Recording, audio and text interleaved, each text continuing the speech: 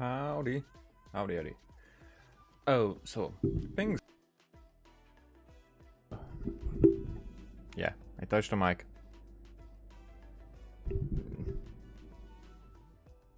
Alright, it should work. The thing is that I'm claiming all these. And here's how I allocate my energy on a job. No, I don't care. So I thought that this is going to be finished at the end of the update. I was wrong. It finishes in 3 days, but in the next 3 days I'm going to work. So if I want to finish it, then I have to do this now.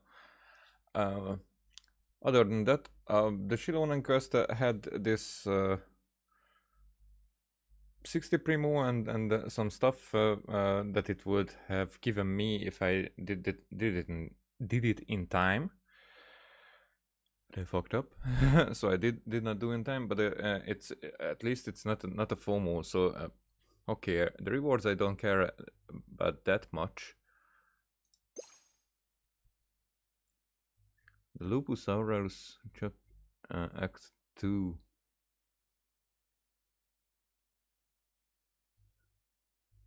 May result in areas and characters being occupied or meeting with But if I didn't even start this, then it shouldn't impact it, right? Right? I think. So the thing is that I'm going to do that. Oh, it's enormous.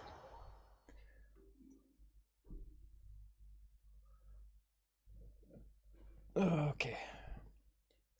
I'm curious.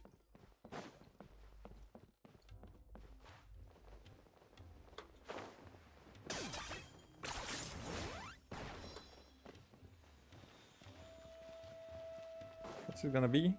Who are all of you?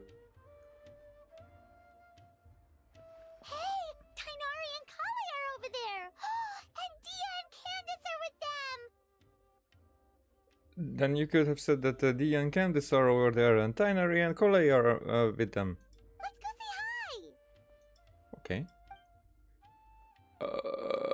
Yeah, Tinary doesn't have a voice.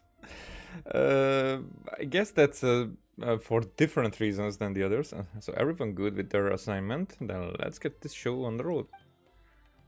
Oh, and again, please be careful. The last thing we want is for her to find out about our plan. Don't worry about that. Mercenaries can keep a secret like our lives depend on it. I'm not sure the scenario is quite that extreme. Oh, all of them are.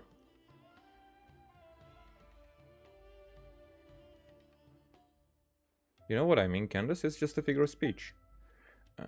I'm still kind of nervous. It's not that I'm scared I let something slip. It's just, what if suddenly, what if she suddenly shows up behind me without warning? Hey there! What are you guys talking about? Probably about us. Nothing, I swear. I don't know anything. You don't know I'm not hiding anything. You're definitely hiding something. Just tell us. The cat's already out of the bag. Calm down, Coley. At least check who it is before you freak out. Petune Paimon, fancy seeing you here. Great to see you all. Oh, it's you two. You scared me after that. Just like when I lose focus in class and Master Tinary suddenly shows up behind me, but even scarier. Are you here for the Sub-Zero's festival? Yep! Festivals are always so fun! It seemed like the perfect time to come back and hang out with all of our friends! This one is extra special. I heard from Master and that the Academy is planning a grand birthday celebration for the Dendroarchon. Perhaps it's a small attempt to make amends for their past behavior. Guess we came at the perfect time! A grand celebration calls for even more good food and fun than usual! Alright. What were you gossiping about just now? Paimon heard something about a secret. Yeah. Over here, you two. I'll explain everything in private.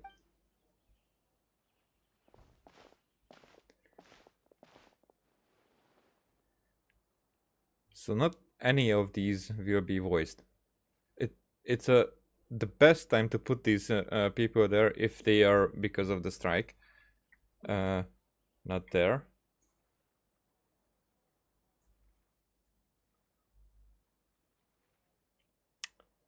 But I guess the Sub-Zero's festival cannot be postponed.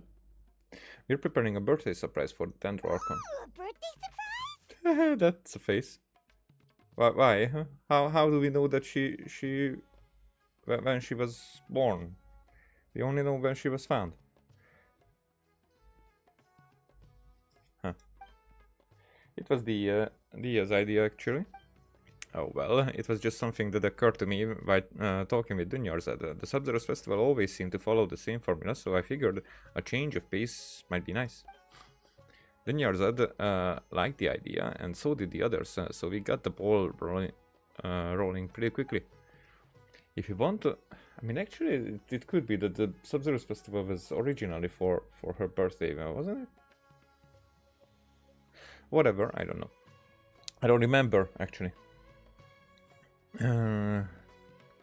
If you want this to be a surprise, the fewer people who know, the better. We're dealing with the god of wisdom here. A single slip of the tongue is enough to spoil the whole thing. Yeah, that all makes sense. So, do we have to keep talking like this until the festival ends? So anyway, we've only asked a few of our friends to help out since they happen to have some free time. So what exactly are you planning? Well, we heard that the Dendro Archon loves candy, so we want to take advantage of that. We're also planning a birthday meal after the carriage parade, so we'll have a halved Mua feast as well. We'll have most of the specifics to cover. Right now, all we need to do is purchase the food and decorations. Is there anything we can do to help? Yeah, put us to work! Now that we're in on the plan, we should do something to contribute! Yeah, hey Candace, weren't you looking for someone to help you with the shopping?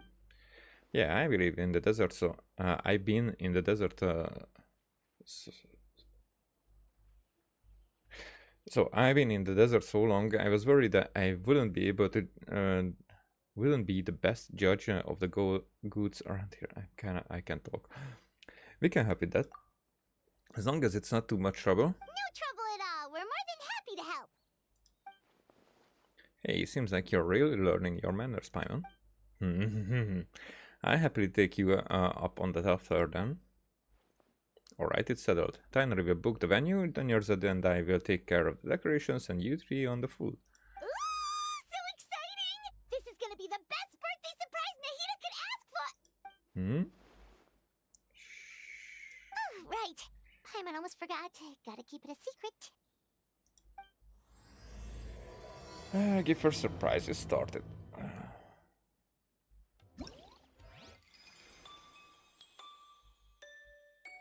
Okay. Mini games, of course.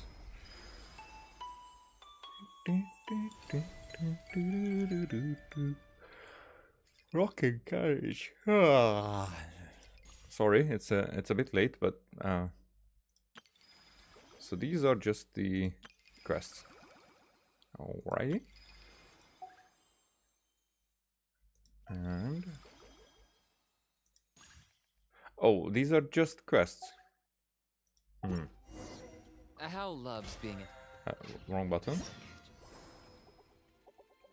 Ah, there you are.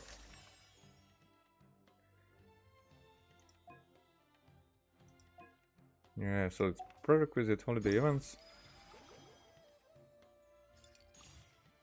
Ah! But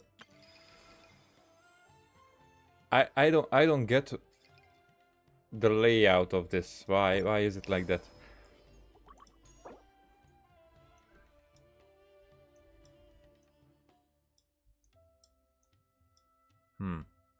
Okay, we'll see. Let's get into it.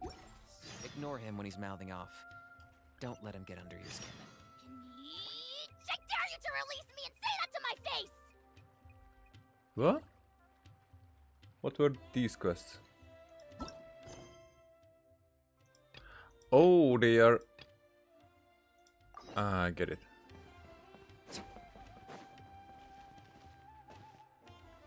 What?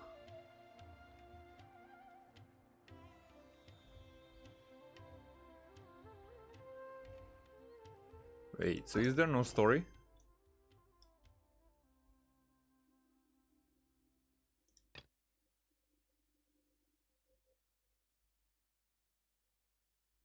That's the Shiloh one, okay?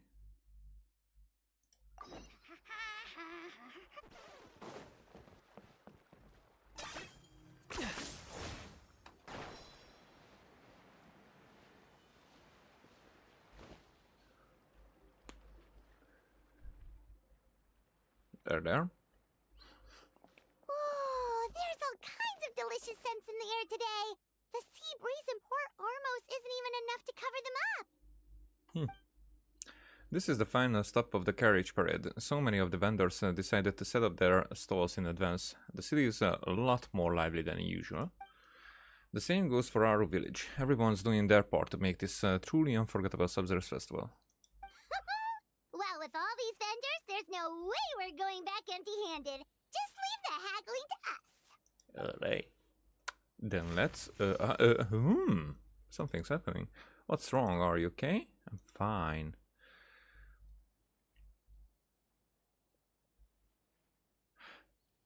Is she Nahida now?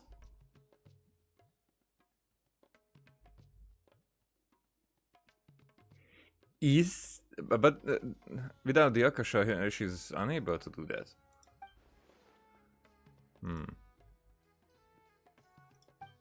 Sorry for making you worry. Let's go to that store and place an order. Welcome! What can I get for you today? We'd like to place an order for the Sub-Zero's festival. Could you have them ready for pickup after the parade? Ah, no problem at all. What'll it be? We'll take 3 orders each of masala cheese balls, potato boats, and curry shrimp, and 10 orders of pani puri. One sec. Let me jot this down. Potato boats, pani puri. All right. We'll have that ready as scheduled. That's a fairly sizable order. Does that mean that we can expect a discount? Of course. Let me see. That should come to 29,000 mora, but you can have it for 26,000. How's that sound? What about 20,000? Huh? Wow, she really went for it. Ah, that's a bit tricky. We're going to be fairly busy that day, and we're setting aside all these ingredients for your order. What if I had 5 orders of samosas? Would that help lower the price? Well, in that case, the most I can offer is 20% off. Great, we'll take it. Thank you so much. Of course, of course. Thank you for your order. Well, 20%. It was 29 at first. Let's say it's like 5 more. So 34 with 20%. That's about 7 less. So we get it for 27.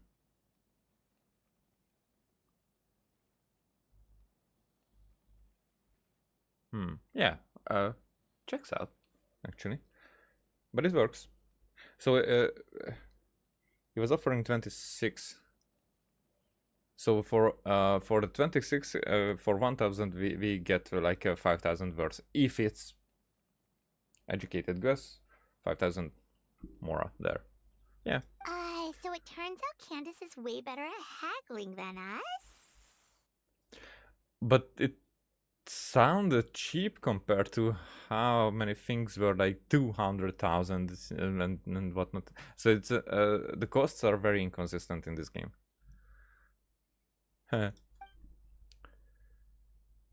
Righty. Oh, one more thing. Oh, something you wanted to add to your order, miss? No, I just wanted to remind you to keep an eye on the fire you've got going in there. If you let it burn too long, it could become a safety hazard. Oh, thanks for your concern, but I replaced the charcoal earlier today, so it should, It should be...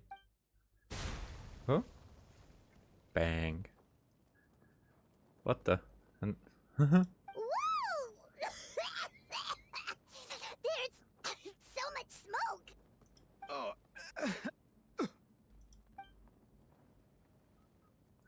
that condescending look is... Are you alright? I'm fine, thanks. It's just That was so strange. Was it the wind generator? It's certainly possible. I had a similar problem not too long ago. I thought switching to this one would fix the issue, but... We can look into the true cause of the problem a bit later. What matters now is that you're alright. Need any water? I've got some on me. I'm alright. It seems like you got a good eye, miss. Just wish your warning came a little earlier. Probably could have avoided this scenario entirely. In any case, I'll definitely fix the stove today, so don't worry about any delays. Take your time. Your health and safety are more important. I just leave the deposit here. Sounds good. See you soon. Okay. That was a close call. Good thing you're fast on your feet, Candace. How did you know something was wrong with the stove? I guess you could call it gut feeling. It's hard to describe. Well, where should we go next? Preferably somewhere without any fire hazards. Paimon's still a little traumatized by what happened. Let's go buy some fruit. We need to make the candy. I'm curious, why are we like a help here? Other than being a company. Because she is doing the stuff anyway. It's just, again, it's like that kind of escort mission when we're just going and we're not really escorting and not really being escorted, but like with the escort missions that it's on the same level. Genshin has this, okay, we're going to shopping and you will be there as well. Sounds good. It's been a while since we had the chance to shop at Port Ormos. Maybe we can pick up some other things along the way. Like friendships. Friendships matter.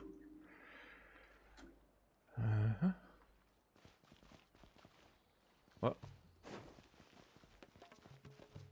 Okay. I didn't even see directions. Let's see. The fruit stand should be that way. It's like she's getting instructions still. Don't know. Candace, are you okay?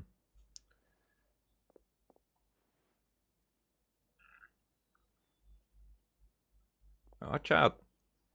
Huh?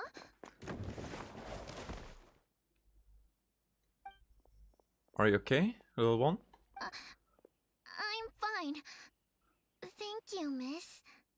What happened? That crate came out of nowhere. Luckily, Candace saved that little girl before she got hit. It's just jumped ahead of us. Where are your parents, child? They're at the tavern by the harbor. But I got bored, so I came out to play. You're safe now, little one. Just be careful next time. Go back to your parents now, child. Okay. Whose crates are these? They're mine. How many times have I told you not to leave heavy objects by the road? How many when are you times? gonna learn? I'm sorry. It's just we ran out of storage on our latest shipment. And? Nothing. I'll take care of it right away. I won't do it again. Huh. Shame. Thank you, everyone. I should have been keeping a closer eye on everything. It's lucky you were here, Miss Candace. I really don't know how things would have turned out otherwise. It was nothing. Don't blame yourself, Sheriff. Aha, but it could have been something. I understand just how difficult it is to look after a whole region. Still, with the festival coming, we need your vigilance more than ever. Everybody knows about the festival. I don't know how this is a secret, but everybody should know about the festival. I don't get like a big thing like this. Isn't there advertising? I always feel like I could use an extra pair of eyes during Sabzura's season. I appreciate the reminder, Miss Candace. Anyway, you were probably in the middle of something, so I'll leave you to it. Enjoy the festival. Ready? That was some quick thinking, Candace. It was like you leapt into action before the crate even started to fall. Like you knew what was gonna happen all along. Actually, I did see something. I saw the crate fall before it happened. Wait, you mean You saw the future? But only with my left eye. Yes, something similar happened with the stove. I saw what was about to happen. The Eye of Prophecy. It's actually real? I don't think it's related to my amber eye. And growing up, it's never shown me any kind of strange phenomena. But ever since this morning, I've been seeing things that don't match with reality, and after a few seconds, that actually come to pass. Have you told anyone else about this? Not yet. I still haven't determined if this is the true power of prophecy, and I don't want to make everyone worry. Okay, we don't know about this prophecy yet. Maybe it's the hangout event, maybe it's the Sino event. Fuck knows, but probably this is about that. But why did it come on so suddenly? Did something happen this morning? Nothing out of the ordinary, really. I prayed to the gods, made my plan for the day, then went to meet my friends. Although, if I had to think of something, I did buy this gem along the way. Okay. Whoa, it's beautiful! It's like emerald. There's something about it. So you sense it too. This gem seems to contain traces of unusual elemental energy. I only bought it because it piqued my interest. Like, don't we buy everything because of that? If it's not out of like necessity. I mean, you get what I mean? Could the gem be the source of the visions? It's certainly possible. Here, try it for yourself. Maybe you will see something as well. And then? I don't think anything happened. So it doesn't work for just anyone. Or like just like every time, you see. Perhaps there's some kind of trigger condition. Or could it be because of my connection to Lord Al-Amar? Maybe we could ask the others. What's that connection? I'm missing out. Everyone's been so busy preparing for the festival. I really don't want to trouble them with something so trivial. Luckily, I don't have too many responsibilities over the next few days, so I can investigate on my own. It's part of my duty as a guardian. We can help too. Even better, having your company is like sitting around a bonfire with trusted companions. Your presence puts people at ease. Alright, let's finish our shopping for... I mean, yeah. Okay, so it's what I'm suspecting for a while now, that our presence here is not like that we are the hero. It's like we have a kind of a radiance, you know? Like this aura, maybe? Because everybody likes us. And I think that we are essential because probably Paimon is who is really important here, and we probably keep her at bay, maybe. So like we are some kind of protection for her.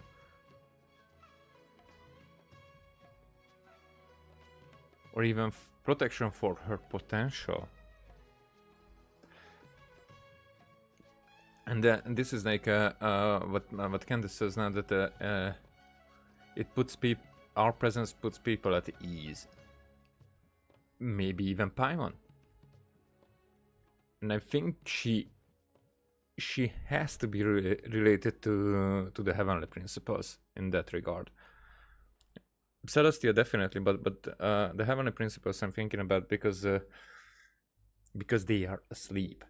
That's the thing that I still did not figure out why they are asleep. I mean, not that, like, actually not the confirmation. It's more like why it could be, because I don't think that's injury. Injury could be the trigger, but actually the sleep. I don't think that it's like a 5,000 years for any kind of injury to heal. Except it's like the end of it, like it was with Dunyarzad.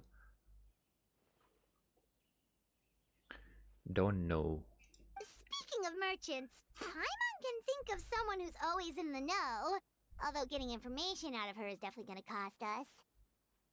Did I read the previous line? So alright, let's finish our shopping first, then we can investigate the gem. At the very least, we should ask around the merchants circles for information on its origins. Okay. Oh, do you mean Dory? I've heard people talk about her in our village before. Yep, that's the one. But she's pretty touchy when it comes to Mora, so it's best not to haggle too much. Mm-hmm. You purchase the fruits on the shopping list. The vendors tell you where to find Dory.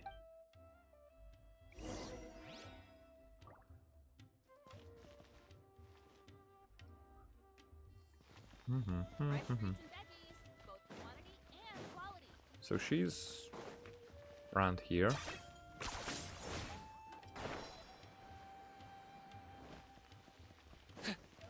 On the other side, right? Like usual. Oh fuck.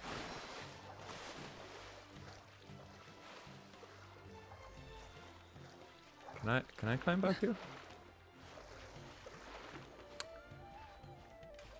There you are.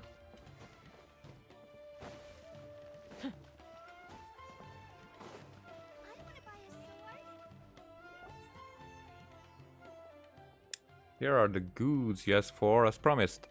Oh, she's not speaking either. Oh, all of the best quality, I assure you. Can I interest you in any of my newest offerings before you go?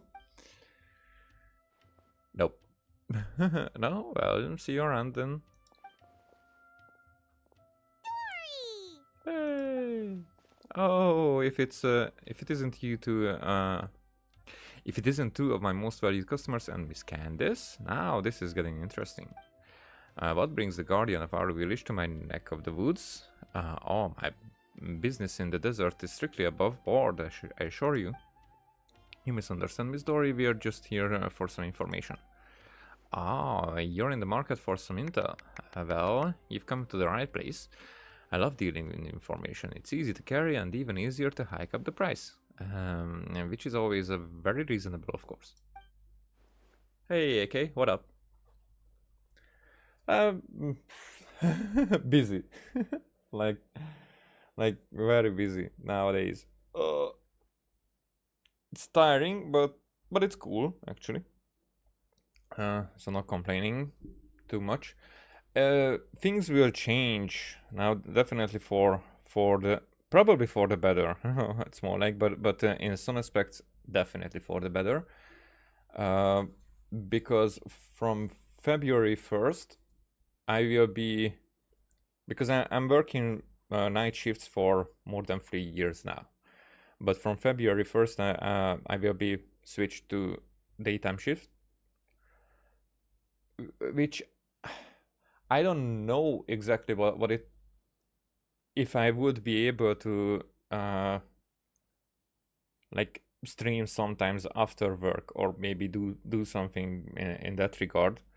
I hope it's just because if I'm working in the daytime, then the few hours that I have before I go to sleep, I am much more productive in the late hours. And not like now when I'm finishing my shift, it's morning, and in the morning I'm not doing anything like that like streaming or anything productive. Actually, I'm just being lazy then. So I really hope that will change. But what will definitely change is that when I finish my multiple day shifts, because the way I'm working now is I'm working 3 days, then 1 day is free, then I'm working 3 other days, then 3 days are free, 1 day work, and 3 days free again. Now this will be probably very similar in that regard, just not with night shifts. And with night shifts, when I've finished a 3-day session, let's say it's a session. When I finish a 3-day session, then I basically lose almost an entire day to switch back to daytime, like having that much rest. But if I'm working in the daytime, then that rest will actually fall to the night right after. So it means that in every 2 weeks I will be saving at least 2, but probably more like 3 days of this regenerating phase, and that will be very cool. And also for my health, it will be very cool that I'm not doing night shifts anymore.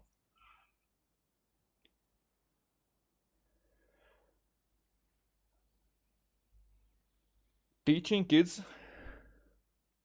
I mean, you are the teacher. Don't confuse me, man. I didn't know about that. But I'm probably misunderstanding something.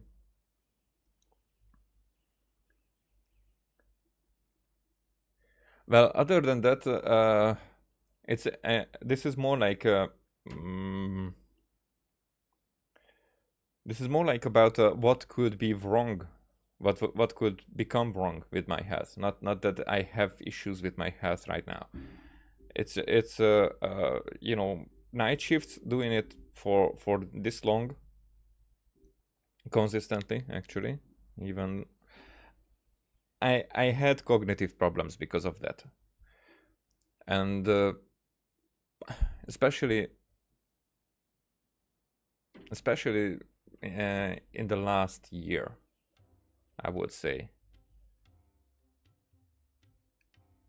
It's harder to concentrate. My memory is not working properly. It's even when talking to someone that, in the summertime, that was a reoccurring thing. I don't know why, and sometimes it happens, but that even when I'm talking, in mid-sentence, I was able to forget what I'm speaking about. It's like from one word to the other, I was able. It's not like that I was stopping a sentence and talking about something else, and I could not recall what I was talking about. It's right there. I was, and I think it did show even when through my streams when I was like theorizing or whatnot, that I wasn't constructive enough, and sometimes I realized that I'm missing very obvious points. That as well. I'm not saying that the ages doesn't play a part in this. So I don't want to fool myself with that, but it's definitely, this is not and this happened earlier when I had like 10 years ago, or when was it, when I was working a few jobs with night shifts included, and yeah, they're together with tiredness, it's definitely working. But what I'm talking about now, it wasn't tiredness. So even when I did not feel that way when I was like overworked or overwhelmed with things. This year that I'm talking about, I was not overwhelmed. That's the thing about it. That it wasn't tiredness. It wasn't like I didn't have that kind of problem, or even excuse. Well, stress is definitely a factor.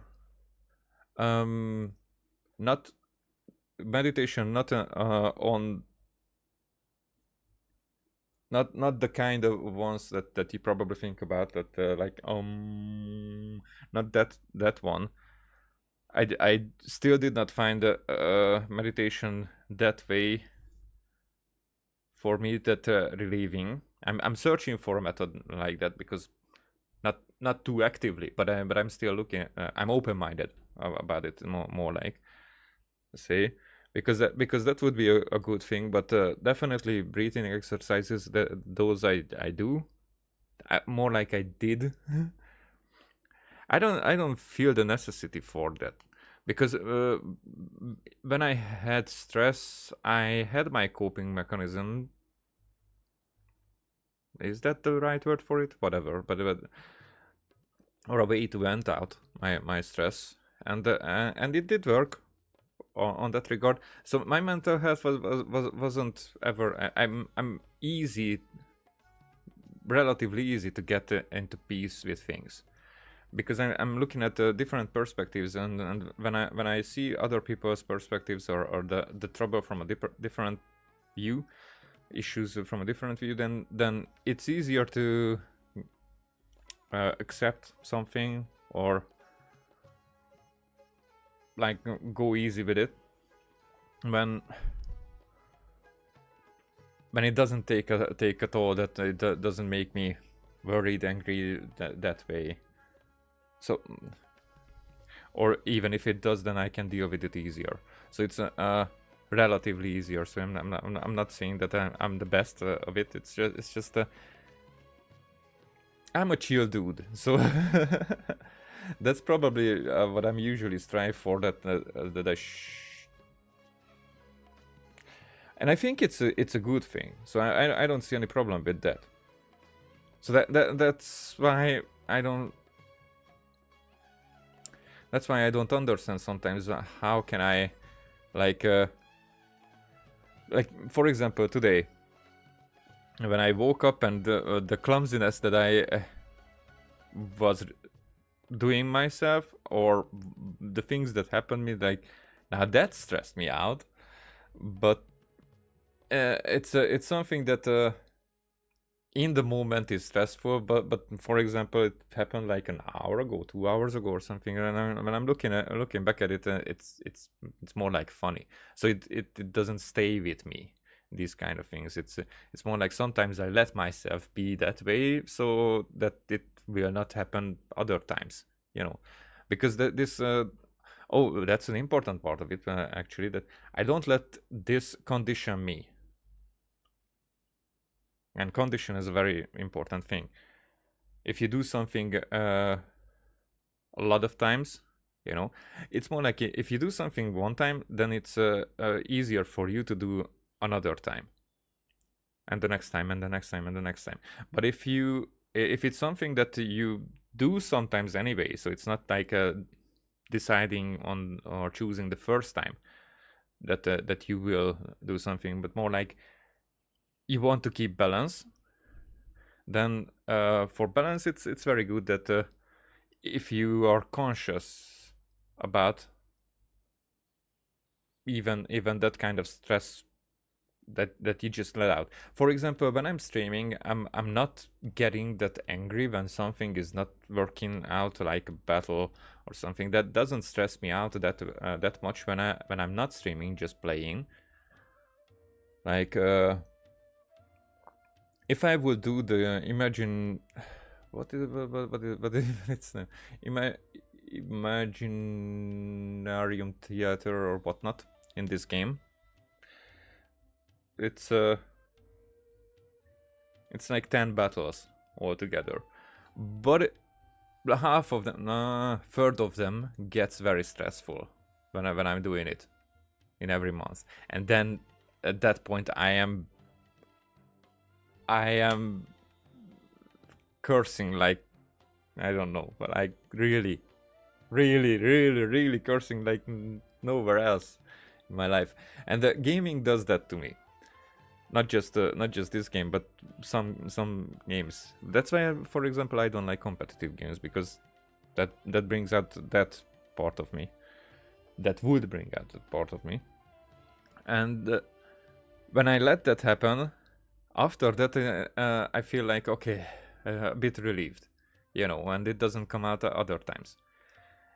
And it could be frustrating when I'm not able to do that for a certain amount of time, or when I don't find enjoyment in playing games. So I not that I find other ways to vent out, but other ways find me when I don't want to vent out, and it happens anyway.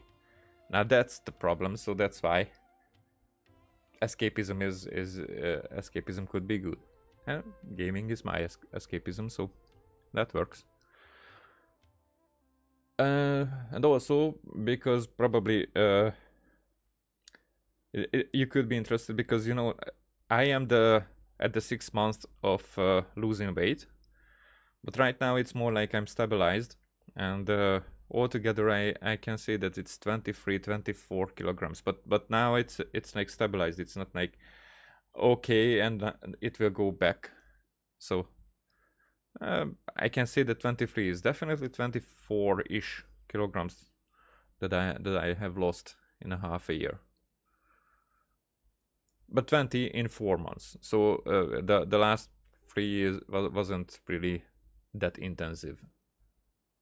But I am in a similar body that my like 21-year-old self was, which is cool. It feels very cool, very good, and confidence boost as well.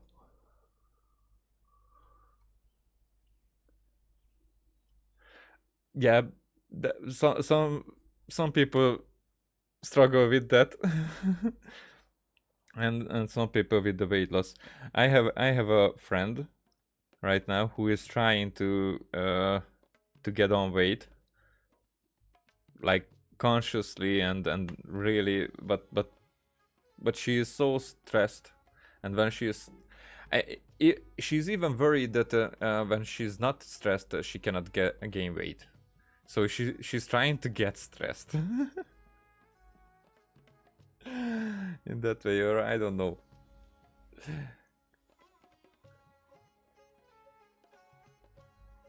But for me, it's definitely when I am stressed, I'm more like a stress eater. I am eating sweets. That's the more important. That the sweetness is very as it's not a saying, but like people like to say that chocolate, for example, is a happiness hormone, and for me, it definitely has that effect. That when I feel like I'm down, well, at those points I can eat a lot of chocolate and ice cream and cocoa. Okay, let's go on with it. I want to ask the merchant about the craftsman who cut this gem and where they got their ore. Oh, so you're looking to track them down. Not an easy job. It'll come at hefty price. Well, we don't necessarily have to track down that specific person. If you have a way of obtaining the information I seek, Miss Story, I would be happy to compensate you for those services as well. Yeah, it's probably late or early for you. Yeah. Have a good day there. I will be going to work later, and so I will not be streaming until the second half of the week. But I am more like I was planning this stream at that time, but maybe I will get back. Yeah. So have a good day. I can find a person, no problem, but it's not as lucrative. I have a few connections who work with gemstones, so I'm better off charging them for the information directly. See ya. Well, now you're just asking the impossible. Liar. These kinds of things tend to be trade secrets. It won't be easy to get information even for the great Lord Sangama Bay. Just name your price. If you insist. Now let me see. That's the cost of travel, the gifts I'll have to buy. I'm thinking around 200,000 more. Yikes, that's steep. Mm-hmm. That exceeds our budget, I'm afraid. Can you go any lower? Well, our village has done me a few favors in the past, so I think we can strike a deal. Why don't you make me an offer? How about 50,000 more? Excuse me? That's even more aggressive than back at the market. Something's wrong. That's usually the going rate for this kind of intel in the desert. Impossible. I wouldn't even be able to put food on the table at that rate. Can't do it, no. Oh, what a shame. How about 30,000 more then? Yeah, she does it. She does it. That's even lower. 30,000 more plus food, shelter, and security detail whenever you're in our village. I throw in a few tax exemptions as well. How does that sound? Yeah, she understood. She understood what it is about. Our village certainly has some promising business opportunities. Securing the protection of the local guardian isn't actually a bad trade. I'm not the only one profiting from this deal, though. I bet she only made that offer so our village could benefit from more business activity, too. What a scary woman. Alright, after some reflection, I've decided to forego all profits for this venture. 30,000 it is!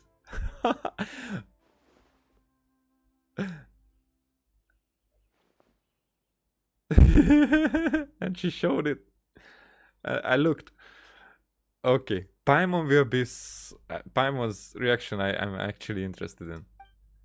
Oh, now I know why people call you the #1 merchant in Sumeru. Your generosity is truly unmatched. This look here. Of course, you're an esteemed client, Miss Candace. I stand more to gain from your friendship than anything else. So who cares about the moral? If that's the case, then... and by that I mean we landed on the perfect price. 30,000 is agreed.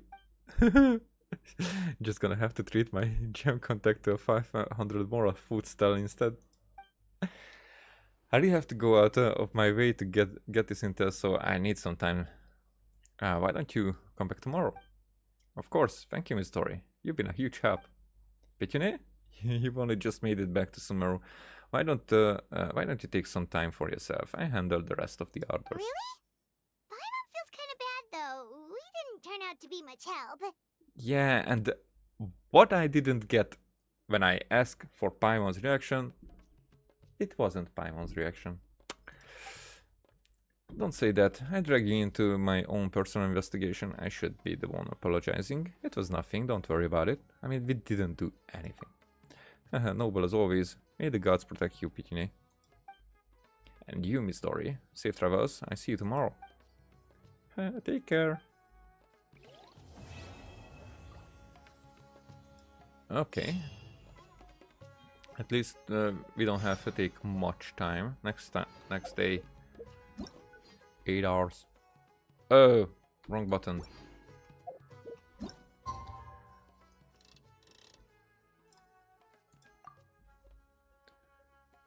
We're sleeping while standing still here.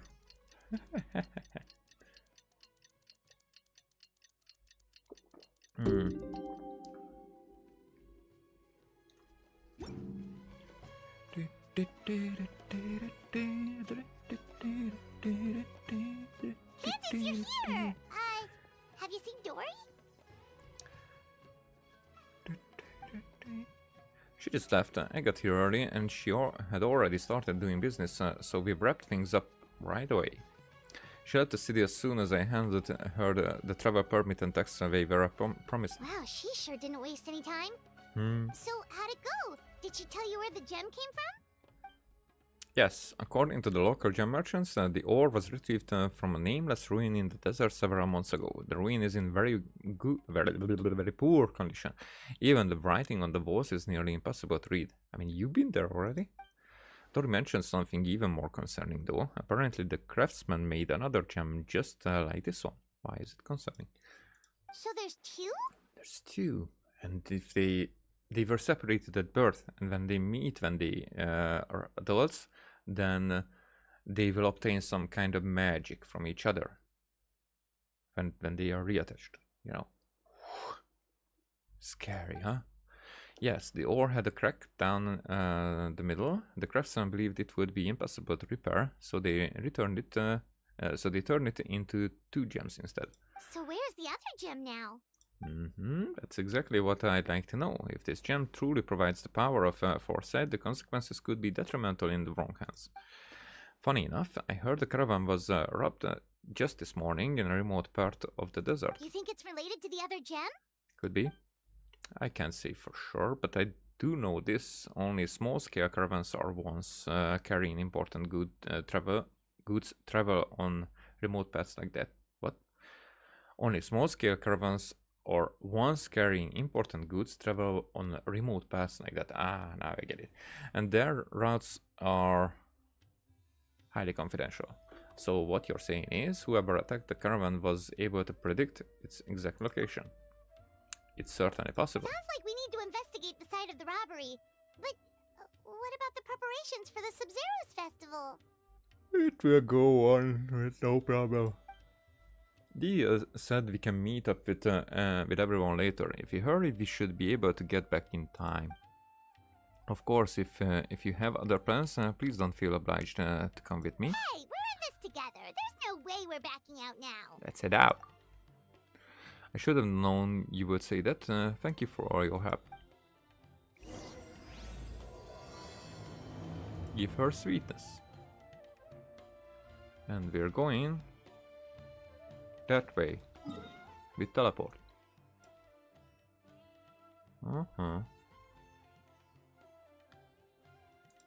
Maybe I will go with from here.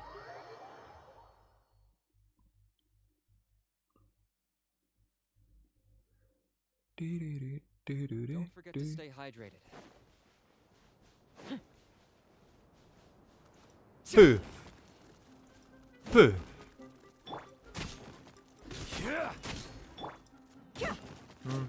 Everybody's weak on their own.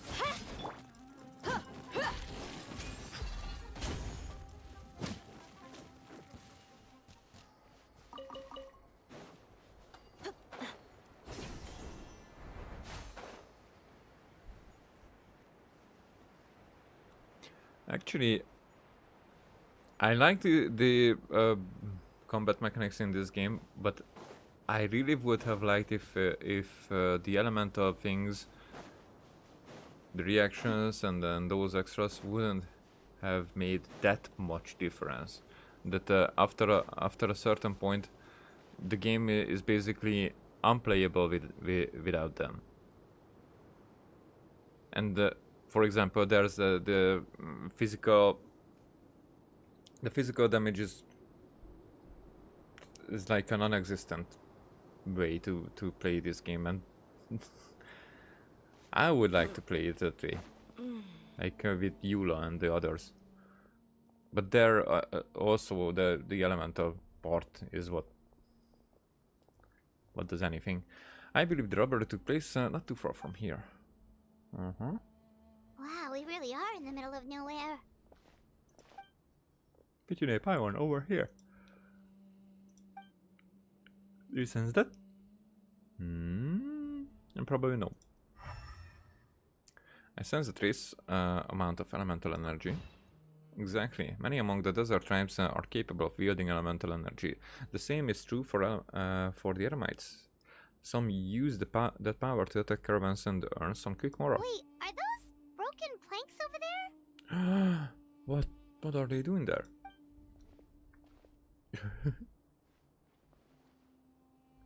Yes, all that's left of the transport wagon, I could imagine. Strange, the wood looks charred. Was there an explosion? I see traces of activity over there. Let's follow the road and see what we can find.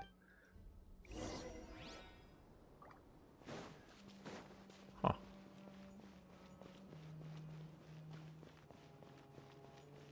Looks like something left behind the caravan.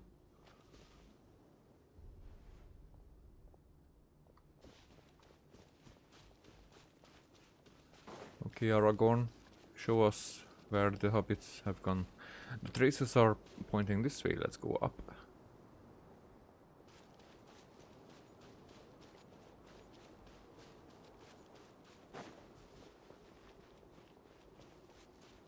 Shouldn't be far now.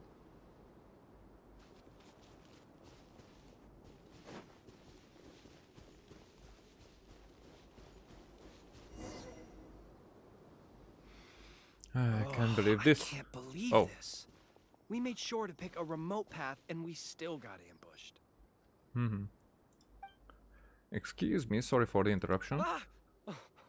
Who's there? We are.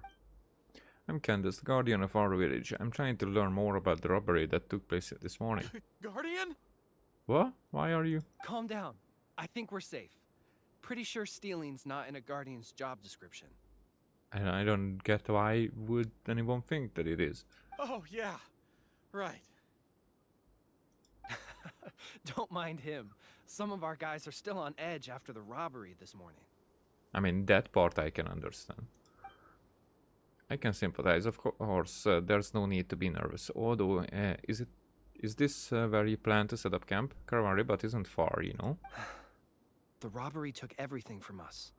We can't just let that slide, so I'm taking my men to confront them and get back some of what they stole at least. Oh, isn't that dangerous? I would caution against that, especially when it looks like you're low on rations as it is. In the desert, impulsivity and overconfidence can be fatal. Definitely. What was it that you were transporting? Hazardous materials. Huh. Excuse me? For the love of... You can't just say that. Listen, it was just some firecrackers and fireworks. That's all. For the Sub-Zero's But festival. that's what the crates had written on them.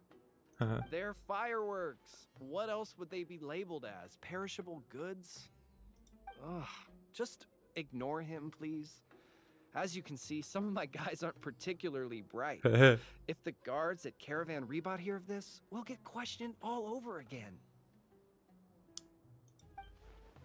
So the charred marks on the planks are from the fireworks? And where were you sending the goods? To some tribal camps in the desert. Everybody's looking to celebrate with the Sub-Zero's festival coming up. Even small businesses like us got a share of the orders. Mostly the long-distance transports that no one else wanted. I see. Could you describe the robbery to us? Well, it was like this. We had just set out on the remote path when... A web of thorns and vines suddenly blocked our way. Vines? What? No, why would there be vines in the desert? Our wagon got stuck in the sand. That's what happened. I'm sure it was a trap. Huh? After that... Bombs started falling from the sky. Okay, something's not okay here. Bombs? Bombs? Ugh, just stop talking. That robbery messed you up more than I thought. Don't listen to his nonsense. He's just a bit shaken up by what happened. Anyway, as we were trapped, the bandits started firing rockets at us, which made a lot of the fireworks go off. In the middle of all the chaos, they ran off with the rest of our stuff. Did you see what they looked like? No, we couldn't really see anything. There was sand everywhere, and we were more preoccupied with getting out alive. Although, I did notice that one of the bandits had this green stone. Hmm. Did it look anything like this? Yes, exactly like that. I just couldn't make sense of it. If you already have something that valuable, why go after our cheap firecrackers? Unless the hazardous materials were targeted for some other reasons. Alright, I think I understand the situation. Thank you for your cooperation.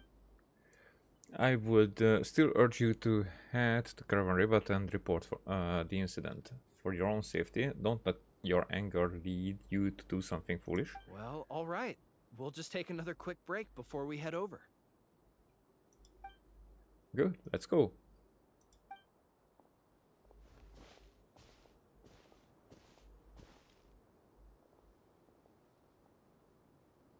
Alright, we should be out of earshot. So what do you think, Pitini? I'm not sure about their goods, I'm not sure about their identity. Yes, I feel the same way. Their leader was clearly hiding something. I think we can safely say those weren't simple firework shipments. And now, whatever hazardous materials they were transporting have fallen into the hands of another group of bandits. So one group of bad guys attacked the other? Could be, but... So, I think the firecrackers were the cover-up for something else that they stole, and that's why they are so on the edge to get back some of what was stolen. So probably drugs. It's very possible. In any case, our biggest concern right now is the group that currently has the goods and what their goal may be. The Sub-Zero's festival is coming up. I see what you mean. Their methods were precise and effective. It's very likely they're exploiting the visions granted by the gem. The situation could be even more precarious than we thought. I don't think we should hide this any longer. Let's head back to Caravan Ribbit and explain the situation to the guards.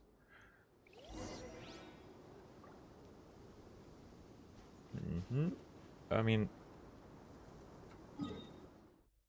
Okay. It's just over the hill.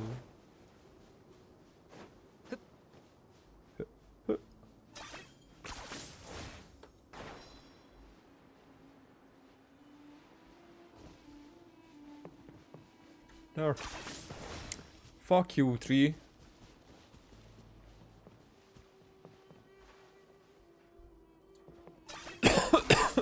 Oh, sorry. That was unexpected.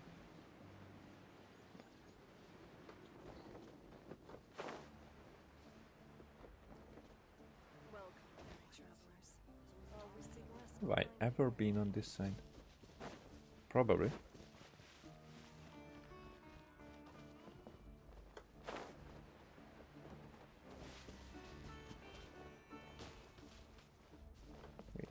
If anywhere there would be a chest, then that would be it.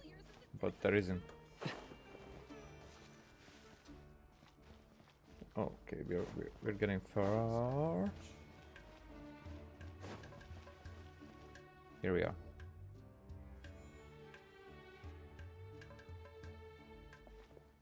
Rest here for now, you two. I'll be back as soon as I've spoken to the guards. Paimon hopes the Sub-Zero's festival doesn't get ruined. Things are turning out to be more complicated than we expected. Oh? And what things would those be? Sounds like something the General Mahamatra should know about. Alrighty. What do you know? Sino, what are you doing here? I'm here on business, investigating an unusual robbery case. Wait, could it be the same one we've been investigating? Sounds like you've been hard at work. Just doing my duty. By the way, I brought something that I think might help with the investigation. Here, have some patisara pudding. Okay, thanks. Well, find any clues? They say the proof is in the pudding, after all. Oh, fuck. Oh, okay. I usually like these, man. But that was so...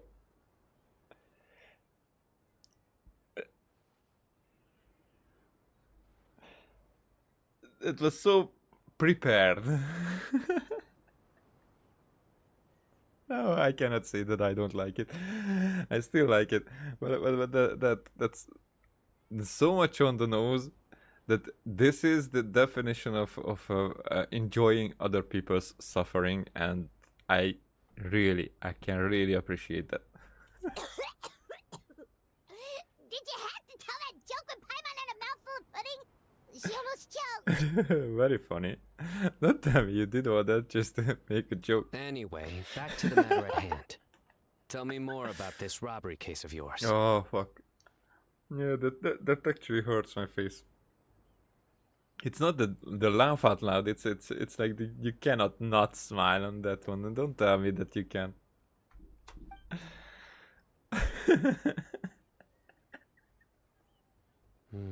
I see. So you and Candace already did a preliminary investigation. Okay, this just gets funnier. First it was painful, but now it's like in another. It still is, but it's in another way. This is way too good. I'm actually thinking right now that I will do something.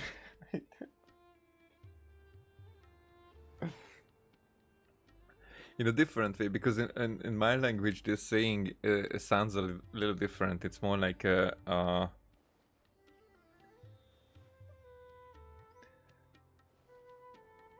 how we say it. It actually sounds very different, but it's like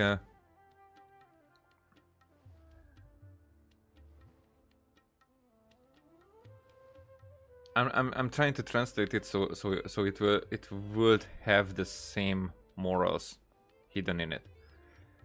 That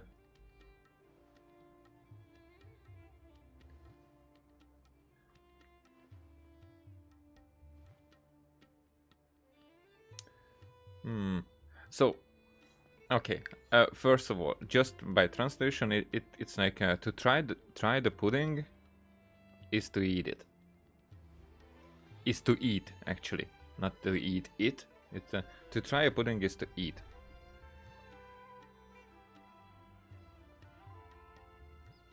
But what it means here that it's more like eating is how you try a pudding. Kinda. That's more like how it should be translated. To keep the meaning. Eating is how you try a pudding. Yeah, kinda. Yeah, that keeps the original meaning somewhat. So with that said, it's harder to pull this off in Hungarian that way, but proof is in the pudding. That's why it's so funny to me. Yep, Candace can tell you the rest when she gets back. That merchant group was really suspicious. All right. You can leave the rest to me. On a different note, do you have any other plans for the day? Well, We'll probably head back with Candace. We're meeting up with everyone to prepare for the come on. super awesome dinner we're planning tonight. Sina's working quarters aren't too far from Nahida's. Did Tainari tell him about the surprise? Strange. Sounds like you're hiding something from me. What? No, not at all. We'd never do anything like that.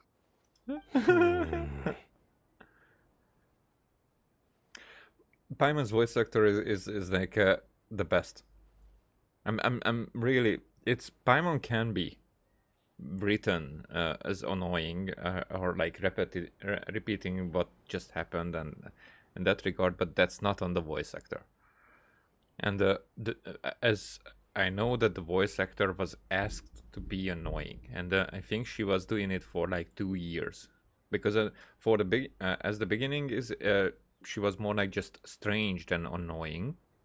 The annoyance was more like in her lines. Then she became in Inazuma. You could really hear that squeaky kind of Paimon. That was the worst. But then in Sumeru, it was like, oh, okay. But in Fontaine, she was already good. I think she wasn't annoying. What I'm saying is that annoying is definitely, it was definitely, and the difference can be really seen that way when I did the Aranara quest, the whole Aranaka quest line. There, it wasn't even the voice actor because it wasn't voiced, but Paimon was the very freaking most annoying there.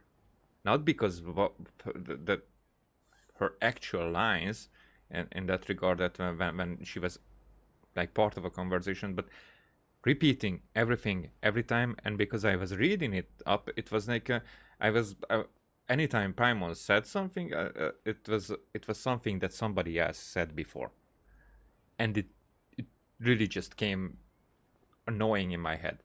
You can watch my streams from that time. It's there how annoyed I was because of that. But in Fontaine she wasn't. I really started to appreciate her in Fontaine, and in Natlan, since Natlan, or even the second part of Fontaine, but in Natlan, I'm really into it.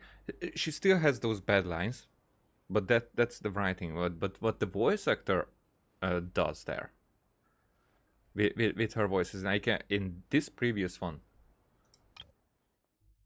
like What? No, No, not at all. We'd never do anything like that. And this fading out and at the end. That's the next level part for it. It's funny, like typical Paimon, but these things, those things really get me because it's not even the 2 dimension, it's the 3rd and 4th dimension that she reaches there. Not just her, so it's recognizable in other places as well, but hers is.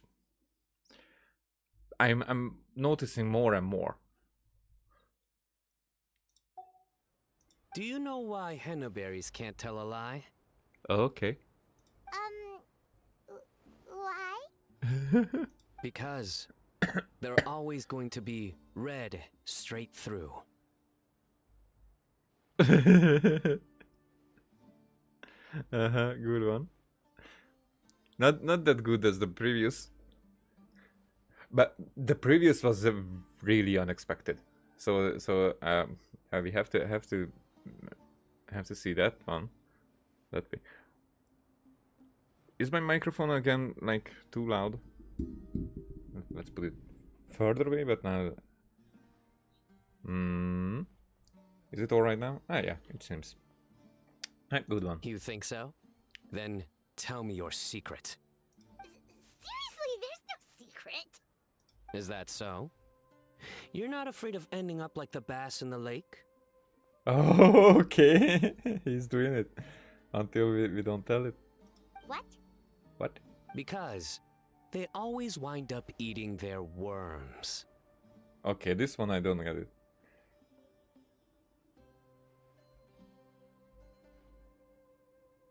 I can't do this anymore. Yeah, who knew being interrogated by the General Mahamatra was this miserable? Huh? Someone's being interrogated? Did I miss something? Candace! Thank goodness you're back. Please save us. What happened? It can't be anything too bad if Sino's agreeing from ear to ear. Nice to see you, Candace. The Traveler already updated me on everything, so you can leave the robbery case to me. Really? But when I asked about their plans this afternoon, they started dodging my questions. This afternoon, aren't we heading back to Port Ormuz to work on the surprise? Candace! It's supposed to be a secret. And he probably knows about it. It's alright, Sino has always been part of the plan. Why didn't you say something sooner? Because he wanted to tell some dad jokes. Well, once you told me about the case, I realized I might not make it this afternoon. I was going to ask you to tell the group, but you decided to end the conversation.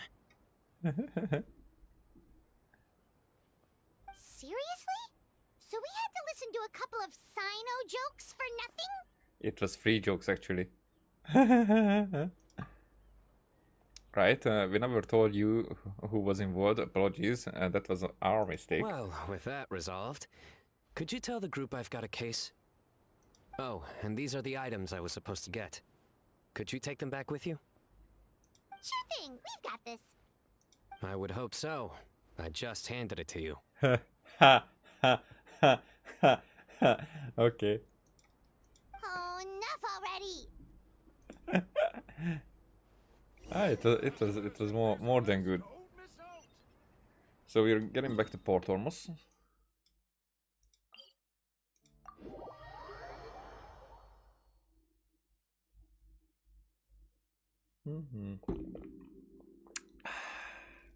Coffee. And now it's hazelnut coffee.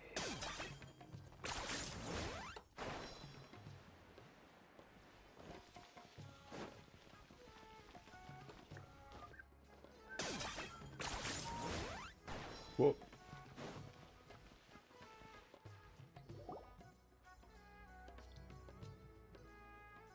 What up? We're back.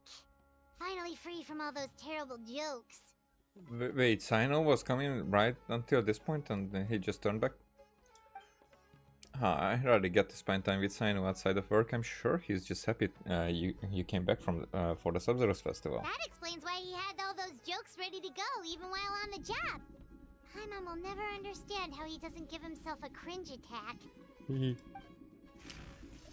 Huh? But Candace is cringing.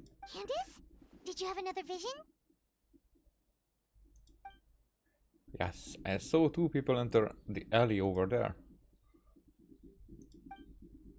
They seem suspicious. I think they were talking about something dangerous. Dangerous? Maybe they're the bandits from earlier. Did you see what they look like? No, unfortunately the visions are very blurry. I could only catch a few words and some vague Then let's images. sneak up on them.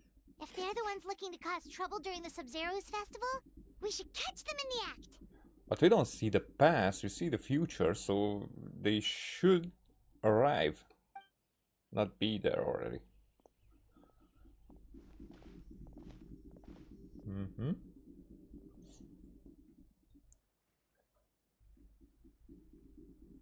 No, nothing.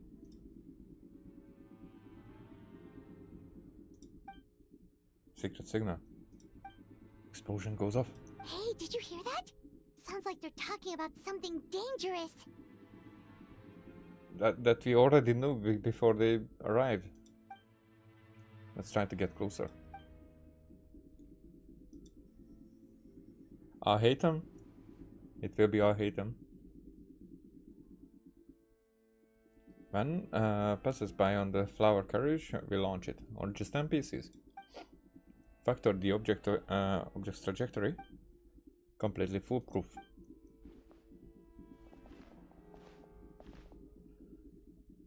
Stop your planning at once.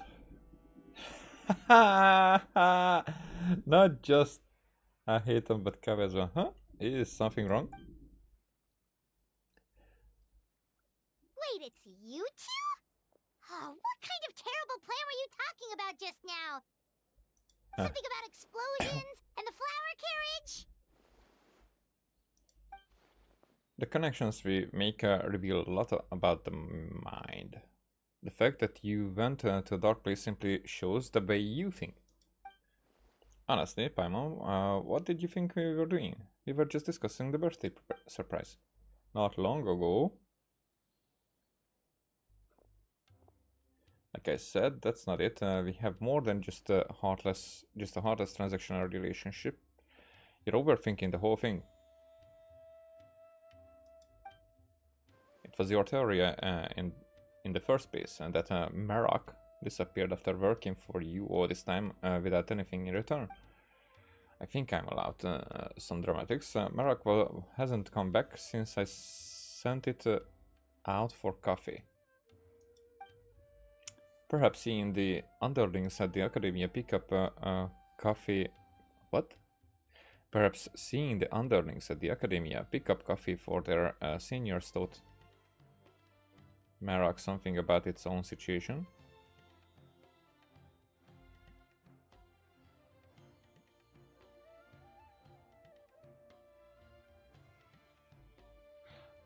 Okay, not the easiest sentence. You're saying I treat Marak like my inferior? I would never. I'm just worried Marak had some sort of awful experience and decided to run away. Maybe something triggered an existential crisis. Marak became so angry about its mechanical existence, it decided to never come back. That's certainly an imaginative conclusion. Now that's possible. I created Marak myself and I perform regular maintenance every week. There's no way Marak would be that heartless. And here you are in Port Ormos telling me all this when I'm supposed to be working. It's good I run into you, actually. I was hoping that you could take a look at my proposal. I thought you were confident in your abilities. It's not like that. I just wanted to confirm the route for the flower carriage. Unfortunately, I know nothing about the route for the flower carriage. What? You're not involved in this festival at all? The Academia couldn't convince you to help out? Help out? Organizing festivals is not part of my job description. You really think the Academia could convince me otherwise? You've got a point. Could you at least take a look at the final explosion? Explosion? Yep, the candy tower I designed is going to hit the flower carriage at a designated time and explode into pieces, shooting candy in all directions. Not the dangerous kind of explosion though, it's supposed to look like fireworks. I consulted a bunch of food engineers' papers, so it's completely safe. The candy is soft and the packaging is a smooth as silk flower fabric.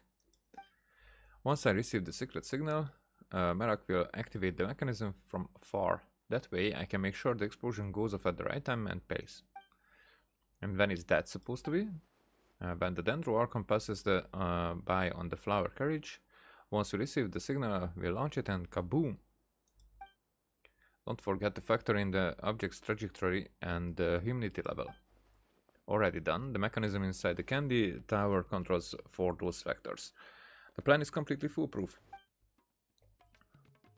Okay, so that's what all this was about?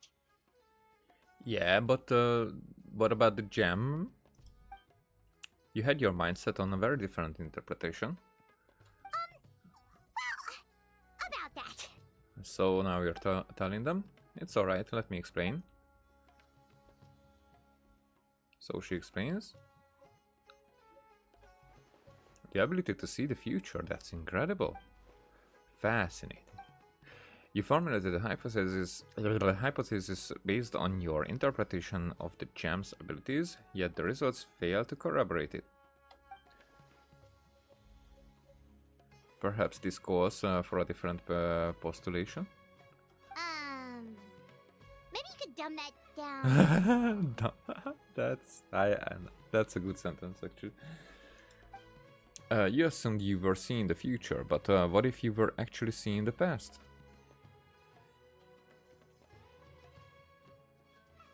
Huh.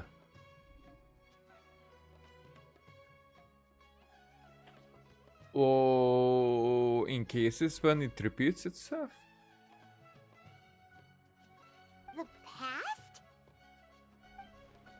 Jahangir said this was the second time that his wind generator broke down. Mechanical failures of that nature come with predictable consequences. His lack of surprise suggests something similar happened in the past.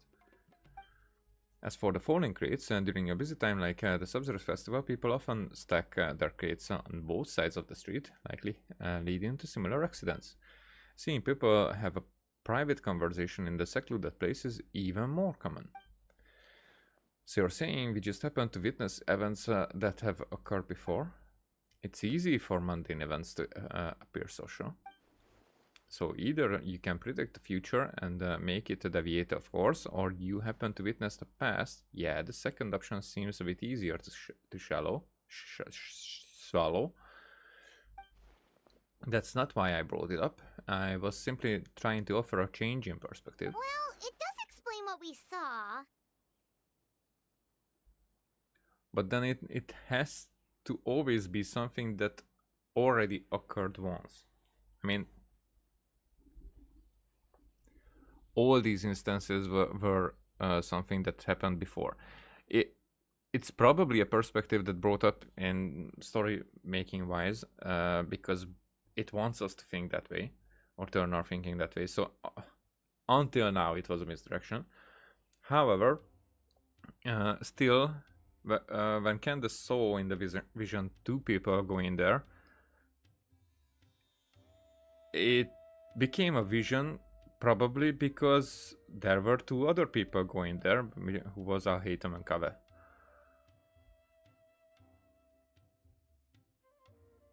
So if Alhaitham and Kaveh wasn't going there, then would that vision be appearing when some other two people were going there, or that vision would have come to pass anyway without Alhaitham and Kaveh? The conditions and actions required to trigger this power are still unclear. If you plan to investigate, that's what I'm saying, that the condition is when it reoccurs. To investigate further, you should pay attention to those two factors.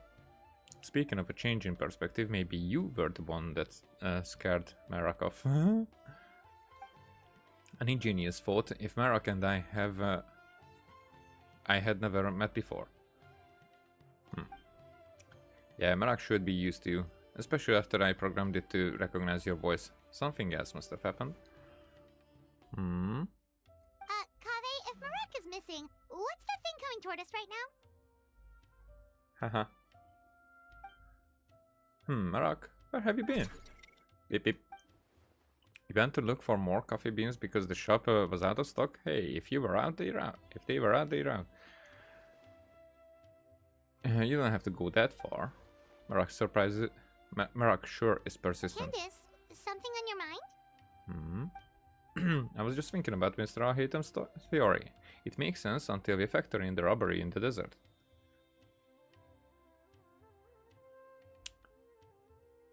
Because their predictions might have been needed. But it could be that they have already used that route before. So as they were reusing the route, that's how the attackers could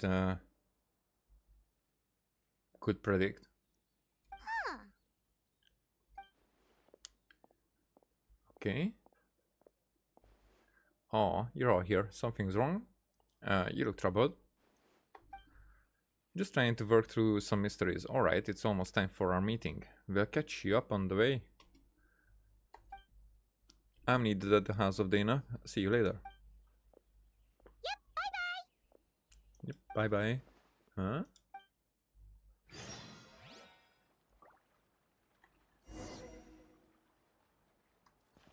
Oh, this one.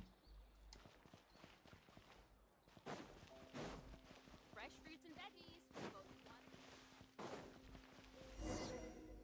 Faruzan.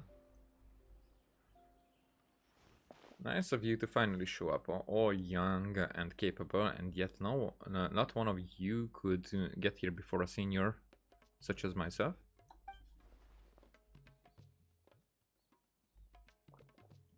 So up until now, only the NPCs and Sino were speaking, and then Paimon, of course.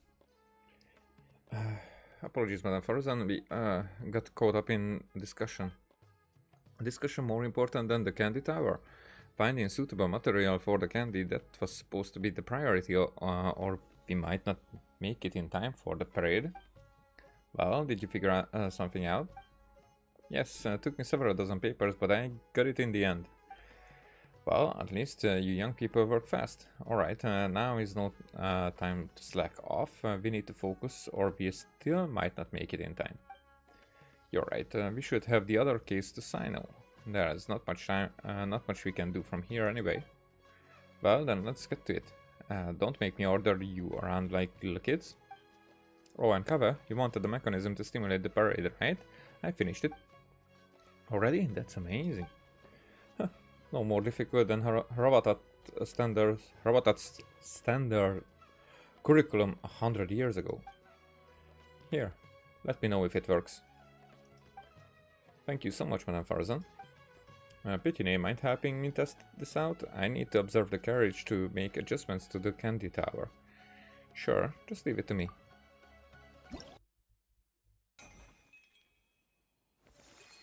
What? Sorry.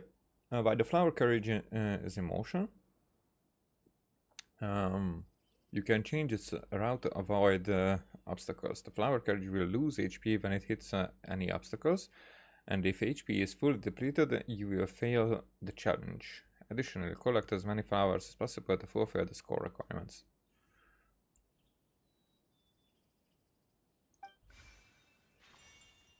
Try to avoid obstacles and best.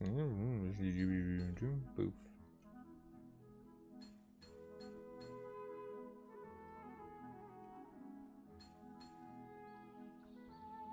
Wow, how complicated.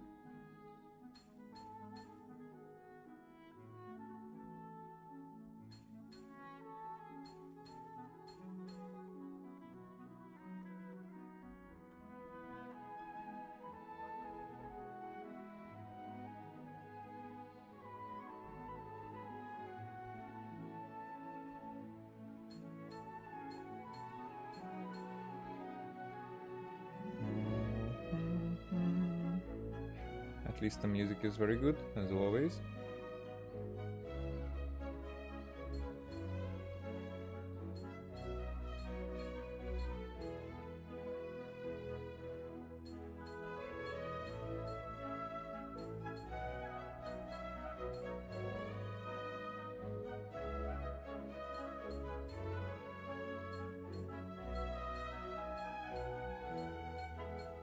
Yay!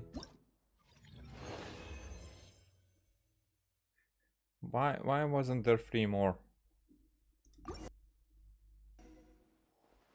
Oh, not bad. Looks like a successful simulation. Thanks to you two, I already have a pretty good idea of how the tower should look. Alright, now it's time for the production phase. Go ahead and sketch out the design. We'll deal with the candy pot yet. We'll deal with the candy pot. Where are Coley and Dia? They've been at Miss Tunyarzad's house the past couple of days, working on the candy decorations. I'm sure they have it under control. Oh, wait, now that you mention it, why aren't we meeting in the city? Wouldn't that be more convenient? Because we'd be right under the Dendrorcon's nose. It would be too easy to run into her. Being further away from Summer City means our chances of getting caught are lower. The last thing we want is for the Dendrorcon to discover a surprise. Oh, what's going on here? I thought I just heard my name. Hey hey. So Nahida is not speaking either. Cool. Wow. Tyler is the most funny.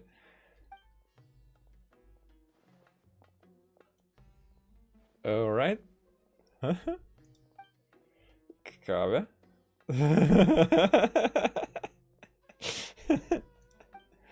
Madame Farazan. You call this a design?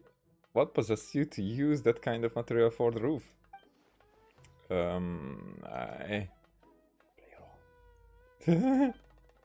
This design overturns centuries of Sumeru architectural tradition, and the Dendrorcon would be devastated if she saw it. Yes, you're right. I mean, just look at the facade. Completely unacceptable. Huh. I'm sure you can come up with a new design in a few days, right? Of course, I get something to you first thing tomorrow. So it was a conversation about architecture. I think innovation can be a good thing. Don't mind us, Archon. Kavi is an intelligent young man. He just goes overboard sometimes. Really, let's his imagination run wide. Don't worry, it's a simple fix. I see. Nothing to worry about. Here revise the design right away. Alright, if you say so. Still, I'd be happy to take a look at the plans. I might be able to give some pointers.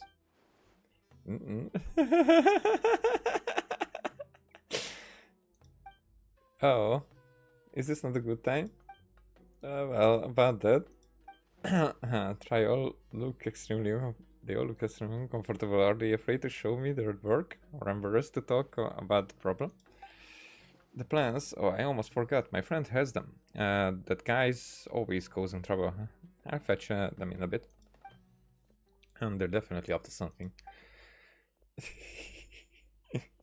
This would have been so funny with voice acting, so... it's a shame. Hello. Huh? Save us. No. Yeah. Uh-huh.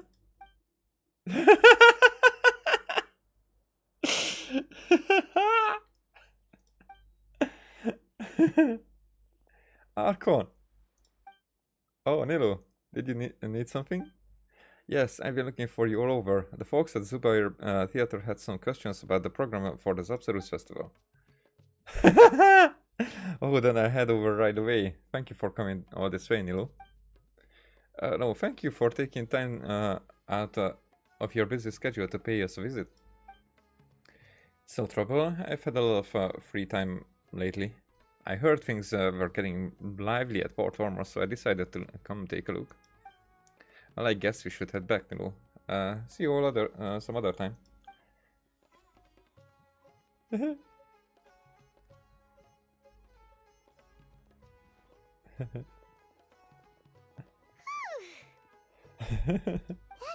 was too close. I think she gets everything there. Sorry for yelling just now. Kava, don't worry, I have nothing but absolute confidence in your design. I don't make a habit of speaking like that to a capable junior. No, that's actually that's very cool that she says something like that. It's like clearing up things.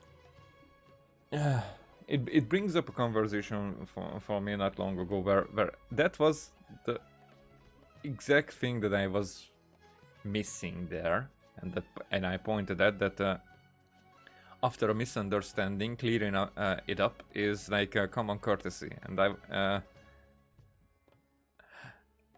I was looked at like I was stupid for assuming that somebody should do that. Genders were involved. Just the two. It's alright, I understand. Oh, Kave, by the way. Huh? Up to it, Kave. We need those plans. Do I really need to watch you do the revisions for this to get done? I'm going. I just wanted to say, you can always come to me if you ever need guidance or help with anything. Don't worry, Archon. This is all under control.